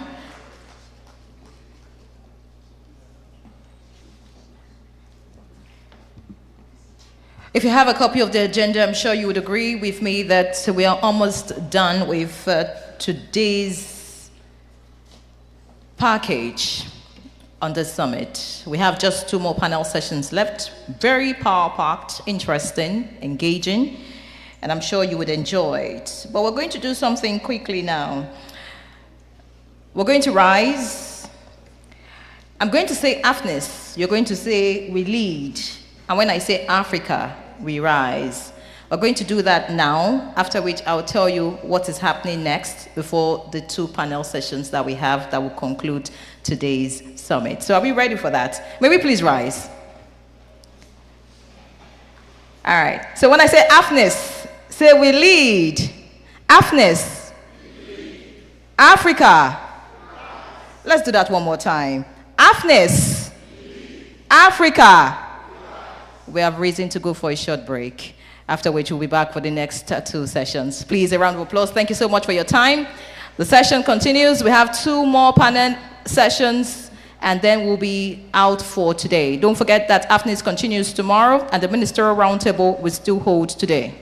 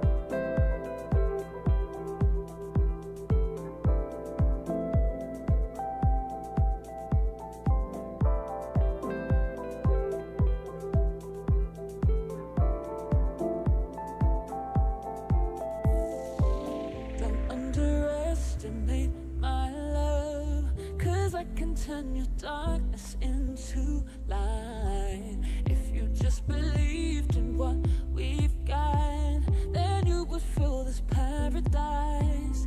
This paradise. Paradise. This paradise.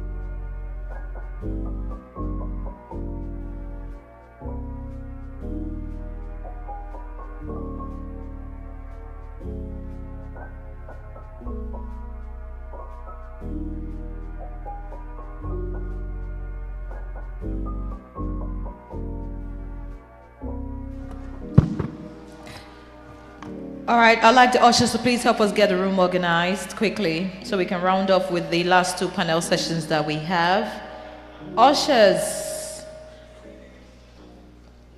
please, would like you to help us get the room organized. The ministerial roundtable will kick off just after this. This won't take more than 20 minutes.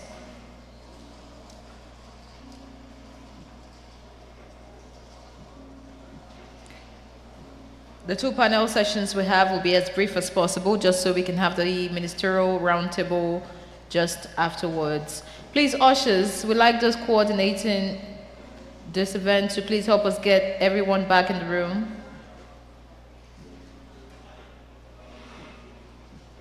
Thank you very much. Those already seated, thank you.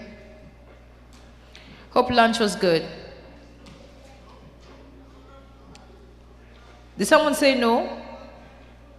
I thought I heard someone say yes, and I heard another person say no. Oh, it wasn't. What was the challenge? We appreciate your feedback.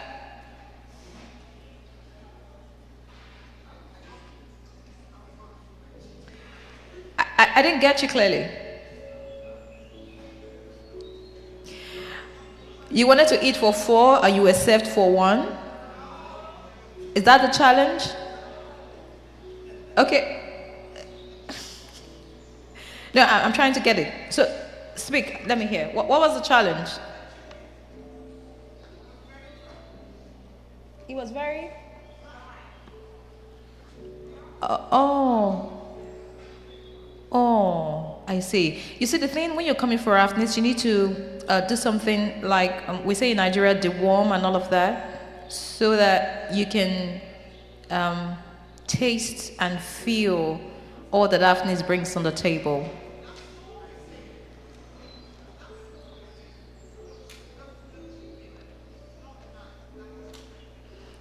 Oh, great. Thank you for that feedback. Okay, but someone said it was great, right? So the person that said it was great, can I get your feedback? Oh, the fish was tasty. I agree. I had a bite too. Yes, the fish was fantastic.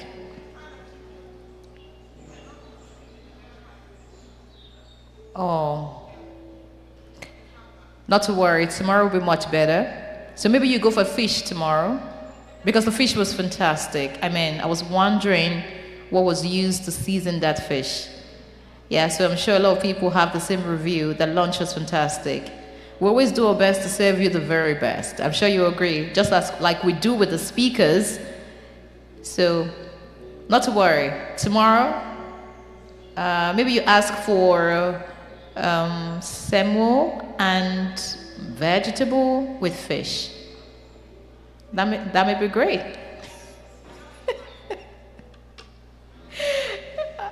All right, thank you so much. All right, ushers, please, can we get everyone else back here? The organizers, please, can you help us?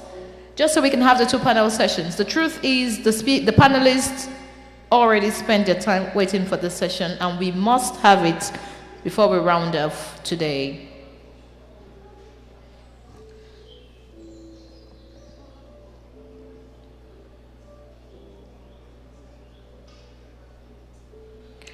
I sincerely want to appreciate everyone that has been here since morning. Thank you. Our delegates from outside the country, thank you. Chief Lara Oweyowise, we appreciate you for being with us all day. Thank you.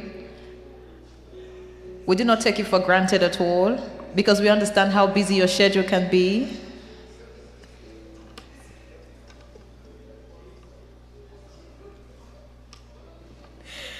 Everyone else in this room, thank you so much for your time and patience.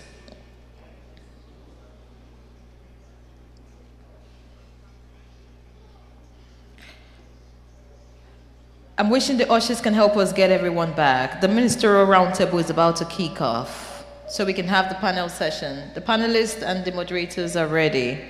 Just 2 more to go, and in 30 minutes we can knock this off if we get serious now.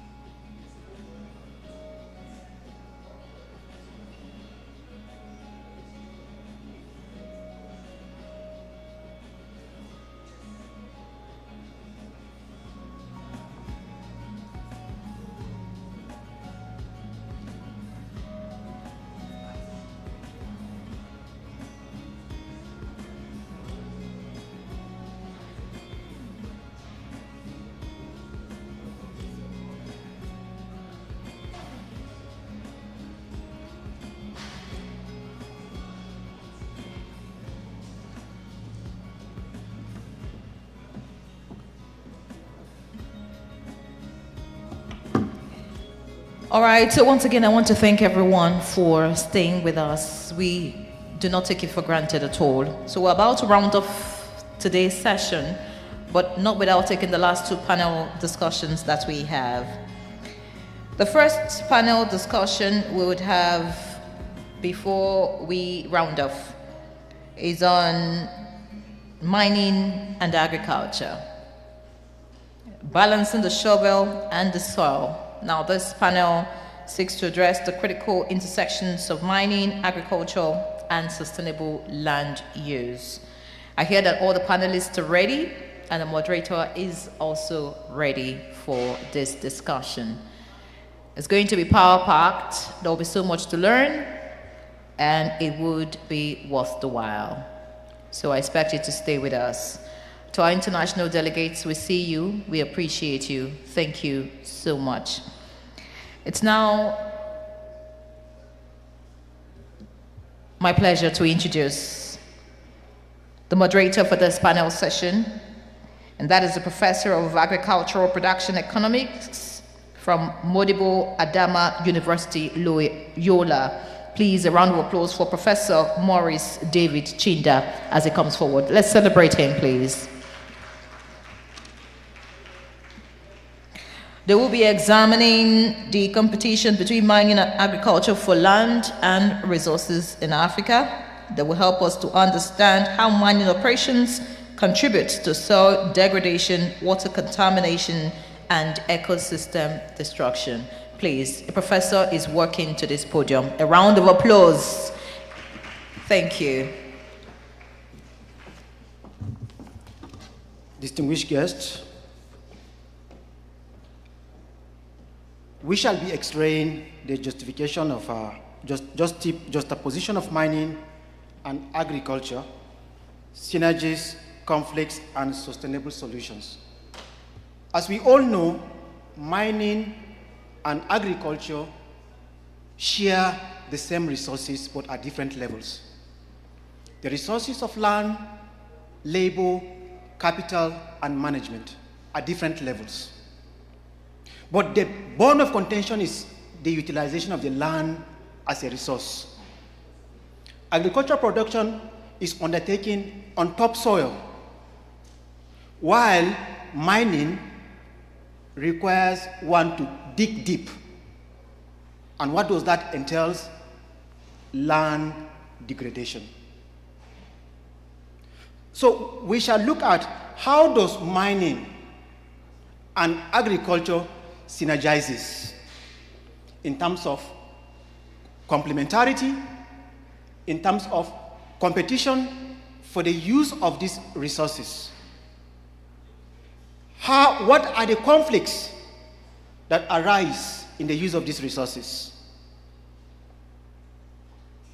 Conflicts from the host community, conflict arising from mining and agriculture on the environment. And then at the end of the session, we shall come up with sustainable solutions where mining and agriculture can be undertaken sustainably without disrupting the ecosystem. And to lead in this discussion, I will invite a panelist. One is Professor Ahmed Isa Haruna from Abubakar Tafawa Balewa University. A round of applause to him.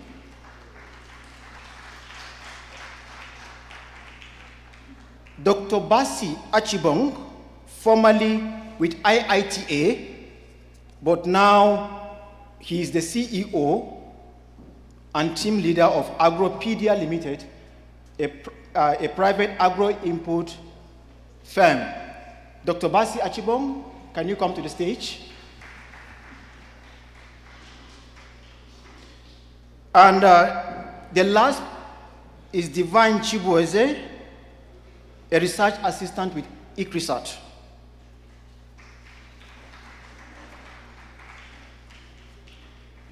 Thank you. The other person is unavoidably absent. So I believe we have formed more than a panel to x-ray this all-important subject.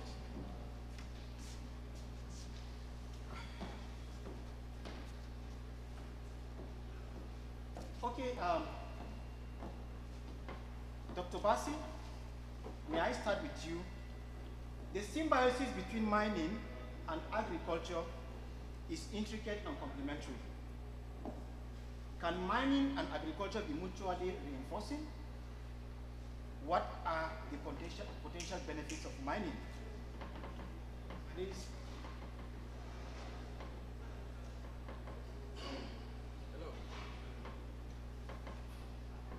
Hello, hello. It's not. Hello, thank you. Hello. Thank you, thank you. The symbiosis between mining and agriculture is intricate and complementary. Can mining and agriculture be mutually reinforcing? What are the potential benefits of mining to agricultural production, if yes? Thank you, sir, and good evening, everyone. Mining and agriculture are not mutually exclusive.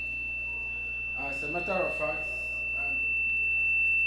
depending on how mining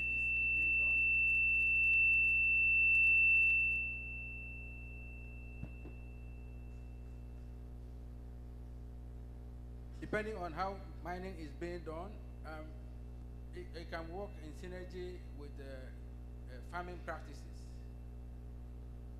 For instance, when we look at, you've aptly described the different levels by which mining is being done. Now, all of them require the use of land, and but in the processes of doing mining, the levels for which mining operations are being done, if it is done sustainably, then there is the possibility of mining and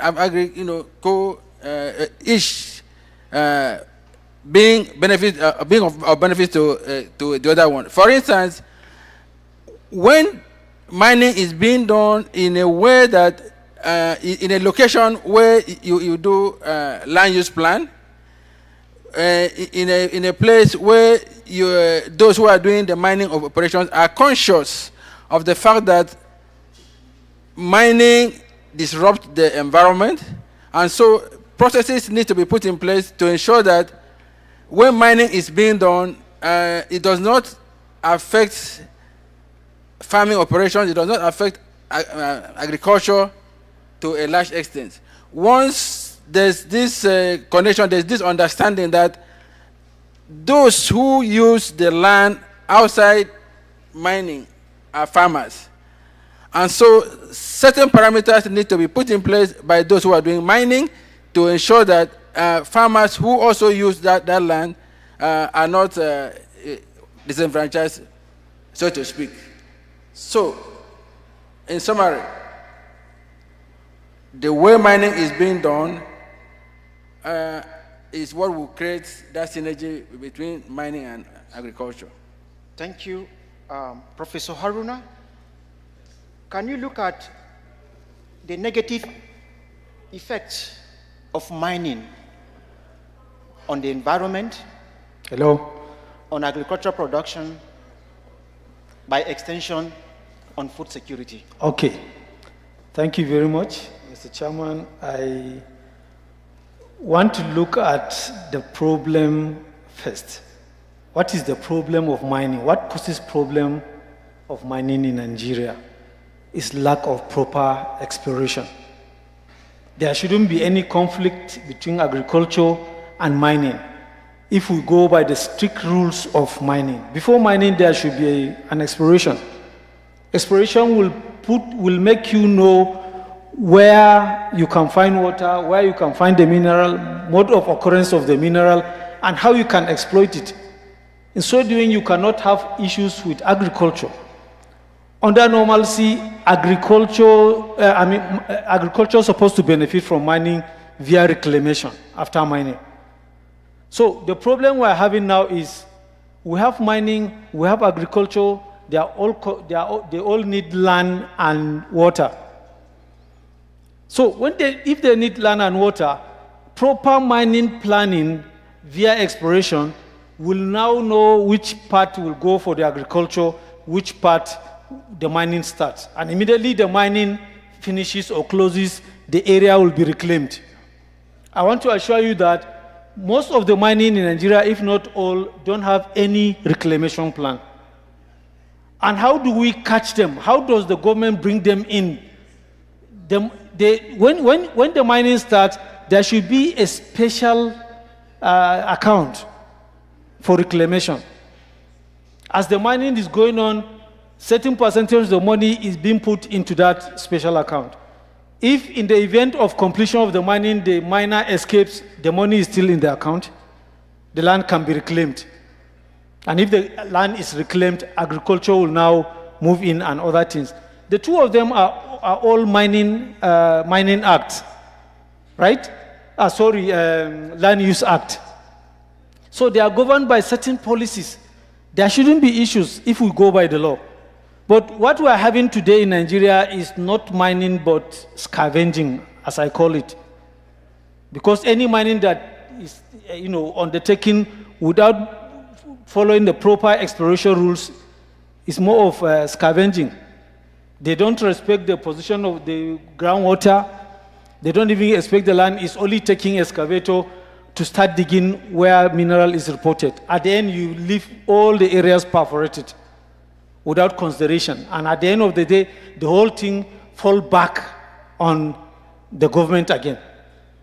So the mining laws should be, revisited, and all the necessary things should be done. And most importantly, if I can give a solution, should I? No, you are putting the cart before the horse. Okay, so let me keep it for the next time. So to me, if proper exploration is being done, to be frank, there shouldn't be problem with, between agriculture and mining, because mining will assist agriculture to reclaim through reclamation of land.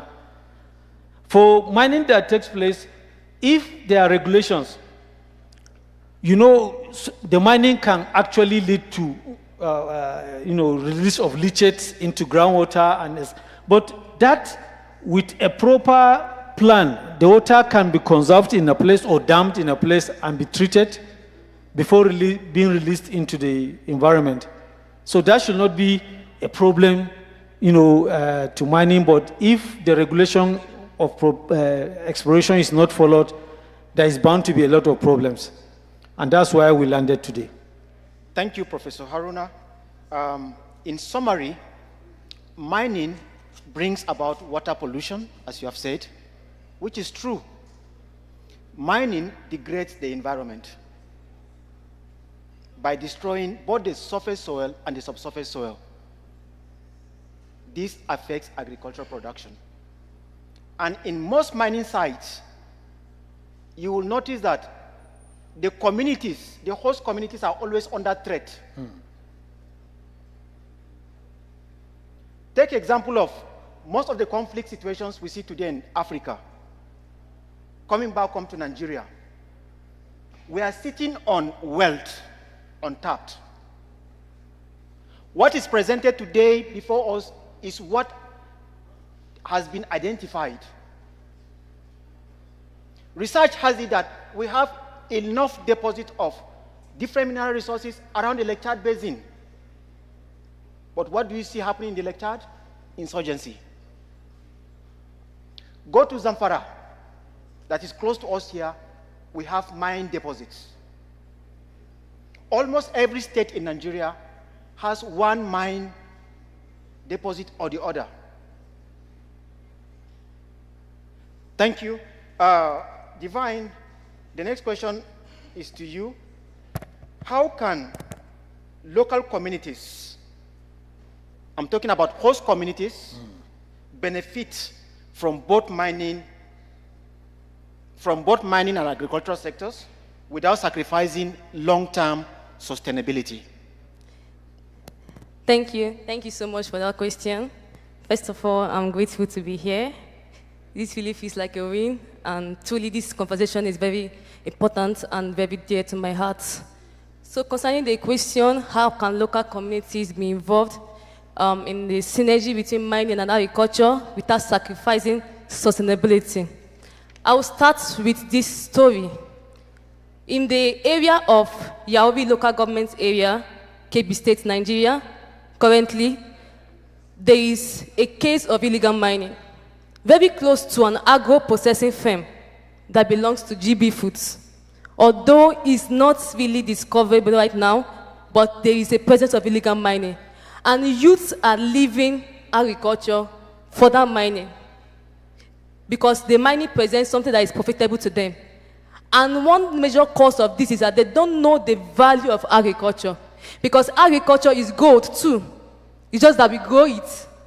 It's gold if you can present it in a way that the local communities can understand that there is value in agriculture.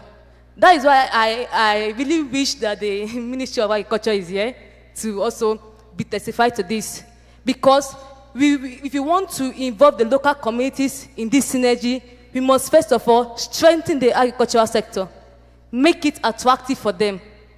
Because we cannot say, come out of mining, come into agriculture, or the mining communities will bring in the local communities to join in the mining before the activity starts. You cannot bring them in if they don't see the benefits of going there. So, for us to involve these local communities, we have to restore this land with them, not for them. Restore, there are two different things. Restore the land with them, not for them. Just like we do in Equisat, we have, under the KSADP project, we use a technique called bioreclamation. Just like what Prof has said, where we dig up lands, we call them zai pits or zai holes, and we fill up manure and try to grow crops that will help the land to regain its life. But the success is not in the technique. The success is in the process. Because we form what we call Farmers Field School, where we bring in the local communities, about 25 to 30 of farmers, in order for them to join in the process of reclaiming this land. Because when they then know the value of their land, before mining companies come, they can be able to negotiate with mining companies based on knowledge, not fear, not just compensation. And that is why I really propose this principle we call regeneration research plots. Just like in agriculture, we have agricultural demo plots, where we, the Research Institute, we come in with our new innovations, and we try to plant them side by side with the local varieties of the rural areas, just for them to compare and contrast what suits their land. If we can bring this same method to mining areas, that before mining starts, we say, wait, pause, let us run a regenerative trial on that land, just with a small plot of land. Let's try to use bioreclamation methods to restore it. And when the community see that, okay, this land can actually be restored before mining begins, they will know what to seek for the mining companies. They will say, okay, we know what this our land can produce. Now we need these tools, we need these crops. They not only come just for main compensation. So that's how we involve local communities for sustainable growth. Because when the ownership is there, there is peace, and peace sustains development. Thank you. Yeah, as a follow-up to that question, Mr. Dr. Bassi, there is this complaint by host communities of being marginalized by way of not getting them involved in decisions about mining activities that affect them. Mining companies renege in their corporate social responsibilities to host communities. What do you say about this? Well, that is one of the major issues with the way we do mining operation. And to the government, I've not heard, but I think it is important that we do a risk management framework. We design a risk management framework that guides the way mining companies, engage with the communities. In most cases, when mining companies enter a community, the first people that they meet are the emirs, are the chiefs, and they give the chief money.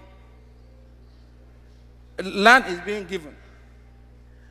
And the rest of the communities do not have access to the money. And then people start operation. Livelihoods are being affected. Water is being polluted. There's a siltation in most cases.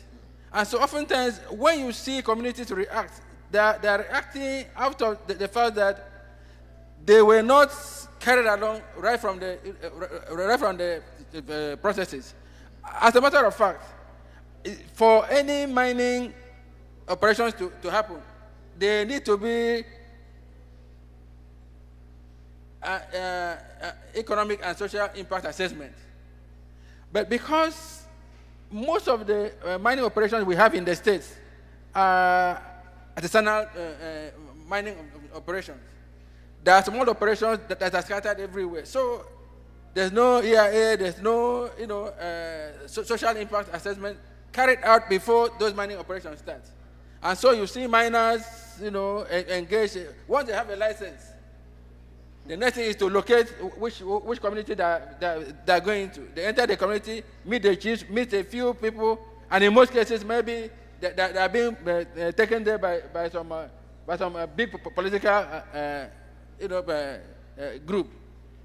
Once they start operations and the community sees that there's something in this thing, their livelihood has been taken away, they are bound to react.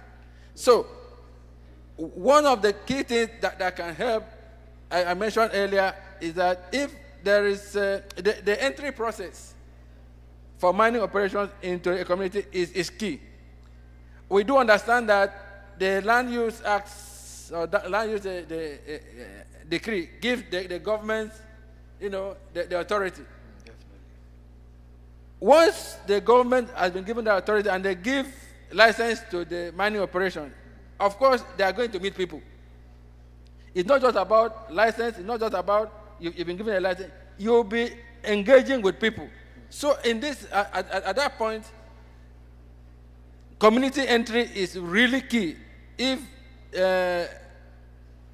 corporations who want to go into mining needs to succeed. And very importantly, what would help is that the government or mining bodies, actually the government in particular,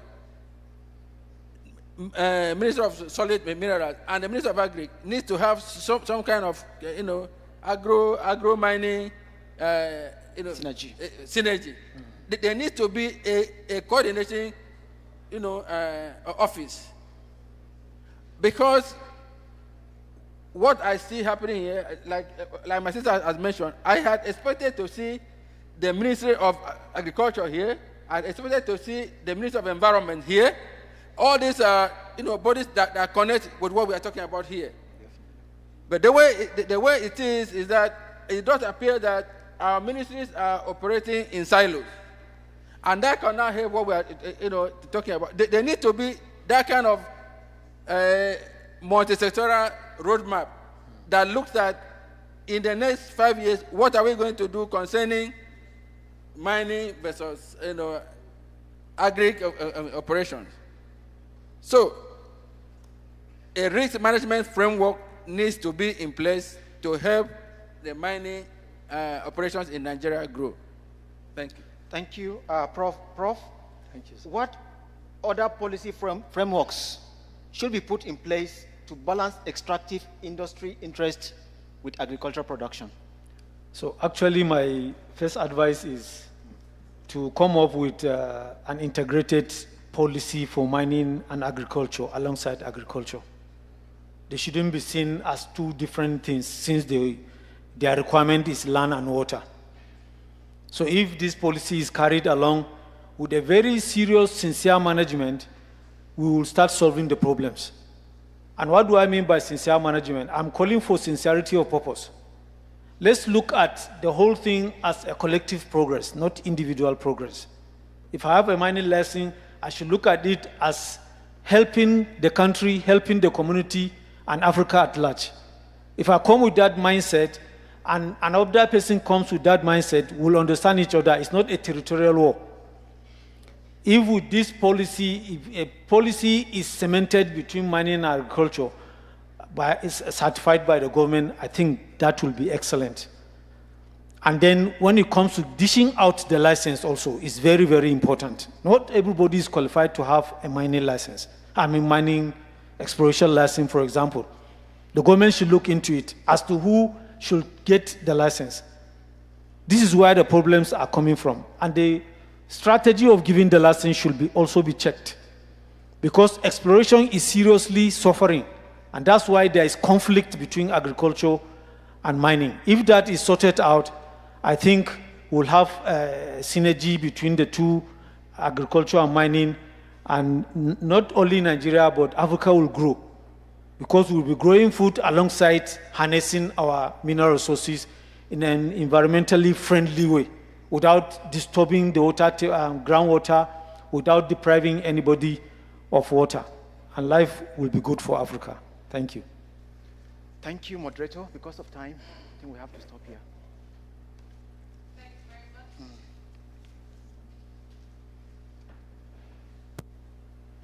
much. Or will you want us to take more questions? Because of time, the ministerial roundtable needs to happen shortly. Okay, looks like we have one question, and that's coming from a director in the Ministry of Solid Minerals. I think we would have to take it. Please, can we get the mic to him?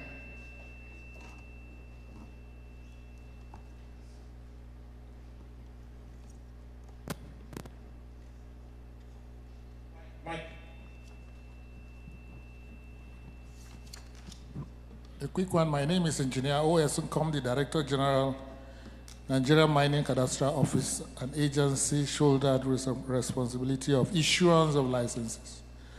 Quite an interesting panel, but just to tweak it a little bit, I think next time we'll suggest that there is somebody from the ministry or somebody from the regulator to be there. But be that as it may, we talk about community. I think there's a need for us to look at what does the 2007 Minerals and Mining Act says about consent, about compensation, about community development agreements, about environmental impact assessments. What are the roles of MIREMCO, Mineral Resources and Environmental Management Committee?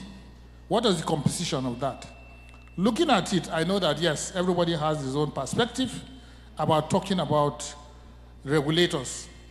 But I need us to look at what is the role of the community development agreements. Before a license is given, you have to obtain consent from landowner, land occupier. Whatever I'm telling you is from the law. That is the first stage. Then the second stage is after getting the license, you need to be able to actually comply with some certain aspects. Remember, it's not the community, it's not the community that gives the consent. It is actually the landowner, land occupier, Section 100. So subsequently, once you get the license, then you now come in with your area where they are going to carry out activity. You'll be deprived from whatever it is, agriculture or your farmlands or whatever for that period. Then you now talk about compensation. Compensation during that time, depending on even the type of license that you are talking about. If it is a mining lease, there must be an agreement between the landowner and then the person applying for the mining lease. Otherwise, a license will not even be given to you. So once you are able to have these conditions like post-grant, pre-grant is consent. Unfortunately, communities now take consent. They want to include everything.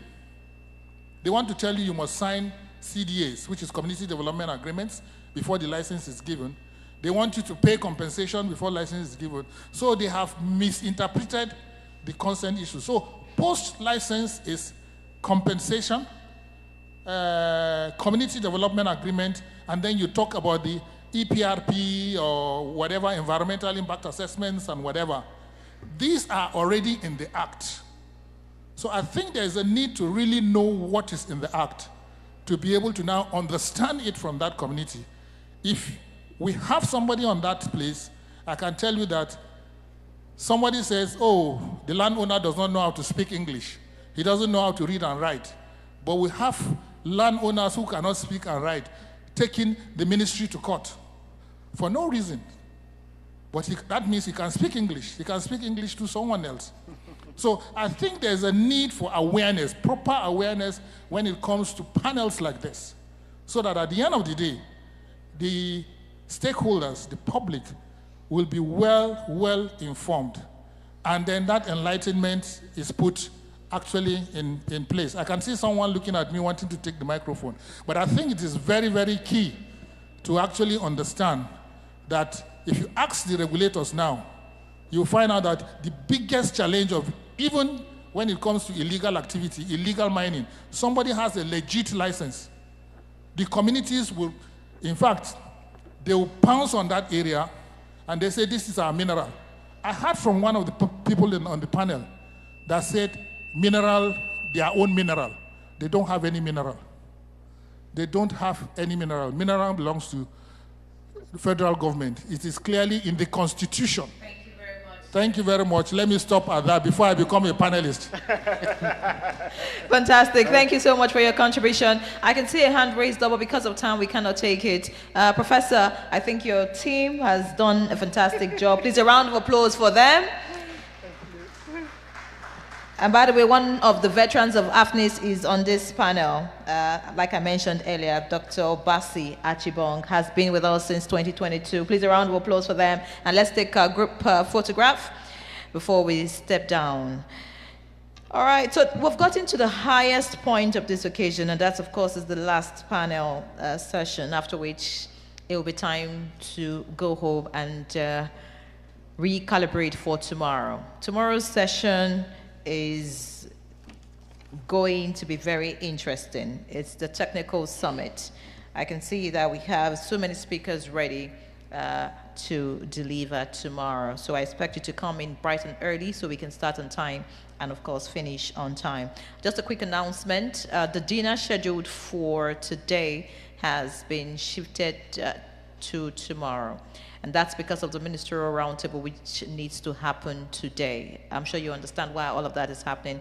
The ministerial roundtable was earlier scheduled for yesterday, but you understand the mood of the nation. That couldn't happen. So we're having ministerial roundtable today, and the dinner would happen tomorrow. Thank you so much for your understanding. The final session is on empowering Africa's green economy, harnessing local resources for sustainable growth. And it will be moderated by Wisdom Chap Jumbo. Please, a round of applause for him as he comes forward and introduces his panelists. Let's celebrate him with the, I understand that we are drained, but yes, thank you so much for staying with us.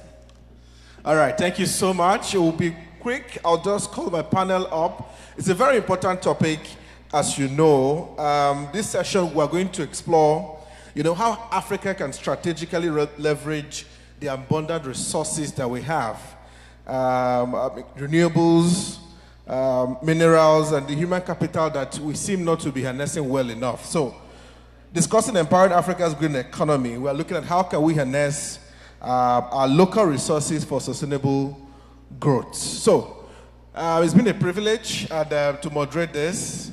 I would like to quickly invite my panel to join me so that we can get on with the conversation because of time. Mr. Chibueze, aka CEO of Sea Solar, is he here somewhere? Chibueze, where are you? Okay. All right, please round of applause for him as he's coming. Sea Solar is one of those indigenous, solar companies we have in the country doing amazing work. My next panelist is Professor Kafayat Adeyemi. She is Professor for Energy and Environment Engineering at University of Abuja. Please, a round of applause for her. She joins us on stage. Also joining us is Mr. Godfrey Obumodia, who is Program Manager, Energy and Circular Economy at the European Union. Please, a round of applause for them as they make their way to the panel.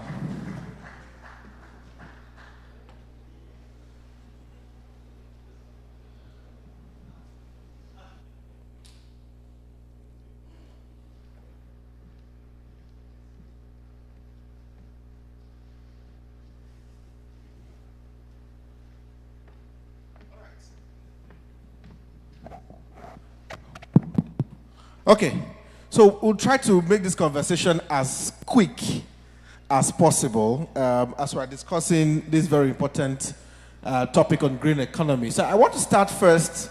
Let's give a broader context to this topic where we talk about green economy. And I would like to start with Professor Kafayat, who will help us give us maybe a good kickstart on let's make sense with when we say green economy. And how much progress do we think we've really made in that context in itself? When we say green economy, what are we talking about? What should we be looking at, and how much progress have we made? Maybe we'll start from there, Prof. Thank you so much, moderator, for your question, and good evening, everyone. When we talk about green economy, we're looking at an economy that is geared towards avoiding environmental degradation, but improving economic growth and sustainability.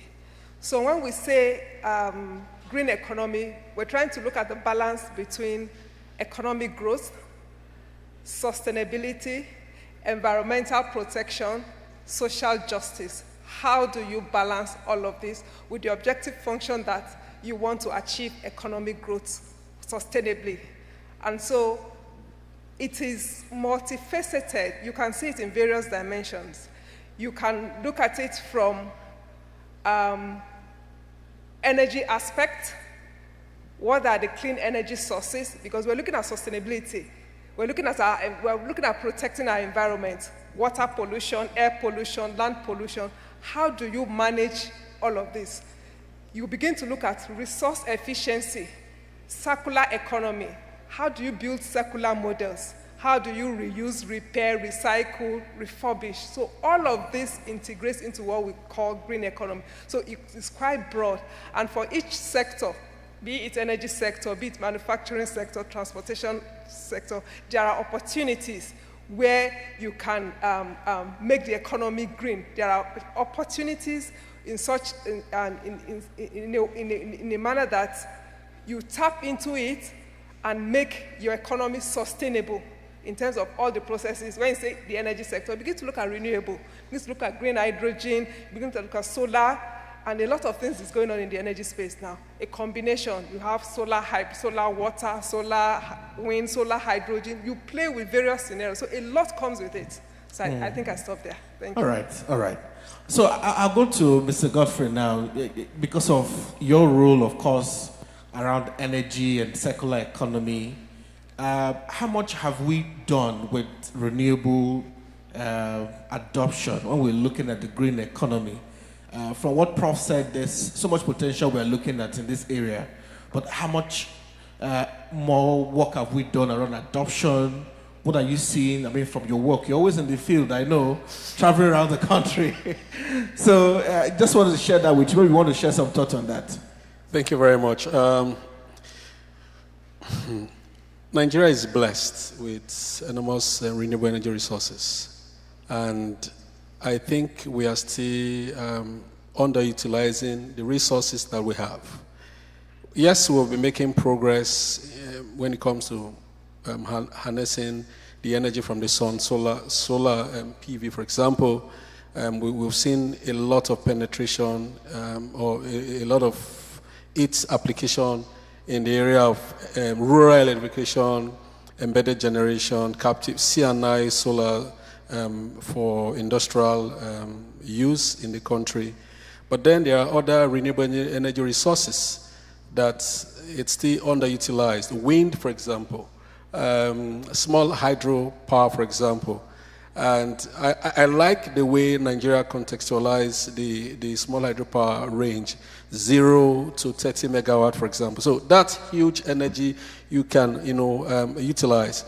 But we've also seen that willingness, political will, and that drive to want to harness these resources from the area of policies that we have, the renewable energy and energy efficiency policy, action plans backing it, then now the new Act of 2023, creating that opportunity for states to also use, develop their own electricity market with the fact that renewable energy will play a key role. So we have that. But however, we need to do more to harness these resources that we have because the energy access deficit is still wide. And so we have the resources to do that. Amazing. All right, Chibueze, I come to you now because of the energy access it ended with. So I want to pick that from there. This green economy we're looking, there's an aspect of the environment, there's an aspect of when we want to close the energy access gap. You are in the villages, in the communities. You're trying to power progress, with the work you're doing. What are you seeing if we really must achieve, this progress in the aspect of energy access, which we know is sustainable enough to, contribute very well to this green economy we're thinking? What are you seeing? Thank you very much. Good afternoon, everyone. Thank you, Wisdom. I would say from our experience, powering productivity for Nigerians like you and I, especially in rural communities, leveraging, green solutions like solar energy, there is a lot that has been done and there's a lot that can be done. Green economy is you, green economy is me. Green economy is what we can do, like Professor has said, to really, address the objective function, which is, an environment that is cleaner, is safer, and more sustainable. So I think in terms of closing the gap, there is a lot of coordination that can be done. I'm happy to see people from, different organizations, both on the public side, on the private side, just putting heads together to say, how do we make sure that we actually achieve a green economy in Nigeria? And I think in most countries, or particularly Nigeria, for example, there's a lot that we can do in terms of leveraging investments for energy transition, for powering productivity, especially around productive use of energy, powering transportation to take food produce from rural communities to urban areas, most especially, powering urban centers as well, because sometimes the urban centers get ignored, but we need to actually grow the economy by growing not just the rural areas, but also the urban areas. So as we wrap up, just final question, and everybody will take the same. So we'll just wrap up now because of time, so we can move on. In one sentence, what is the one critical step that we must take today to unlock a true sustainable green economy? Especially as we know the SDGs are ending by 2030. So everybody's target is 2030. But maybe one sentence and in a few thoughts as we wrap up, what is that one critical step we can take? I'll come back to Prof on this question, then I'll take Chibueze and end with Godfrey. Prof. Okay, I would say just crowd in those who are not crowded in. What Okay. I mean is crowded those who sell diesel generators to give them a chance to sell cleaner energy. Okay. And just make sure everybody has a stake in it. Fantastic. Prof, your thoughts? Invest in renewable energy intentionally Hmm. and grow the value chain Hmm. on that renewable energy sector. Fantastic. Mr. Godfrey. Yes, innovative partnership. We need that the public, the private sector, donor community. We need, to all come together. Nobody has the silver bullet. Funding from the donor community, it's also reducing. The private sector, needs to be part of this. Government itself also needs to be part of this. All right. And that's as much we can take, really, because of time, but it's a fully packed subject. We need even more than 1 hour to conclude, but we need to wrap up here. But thank you so much. My name is Wisdom, and then it's been fun. Over to you, Patient.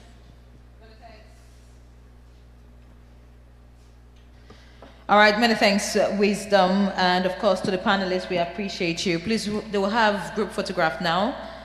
Thank you very much. Please, a round of applause for this panel discussants and the moderator, of course. It's about time to go on day one And that's because the Ministerial Roundtable is set, and I hear that it's about to kick off. As already mentioned, the dinner, welcome dinner would happen tomorrow. Those who are a part of the Ministerial Roundtable, you just need to move to the other side of the hall, and that would kick off. To all delegates and participants who have remained with us from the start till now, we do sincerely appreciate you. Thank you so much. So we'll do this one more time as we close for today, and I hope to see you bright and early tomorrow. Don't forget the session begins at 8 a.m. tomorrow. So please tell your friends and try to be here on time. So we'll do this one more time. Will we please rise? When I say AFNIS, you say we lead. When I say Africa, we rise. AFNIS. We lead.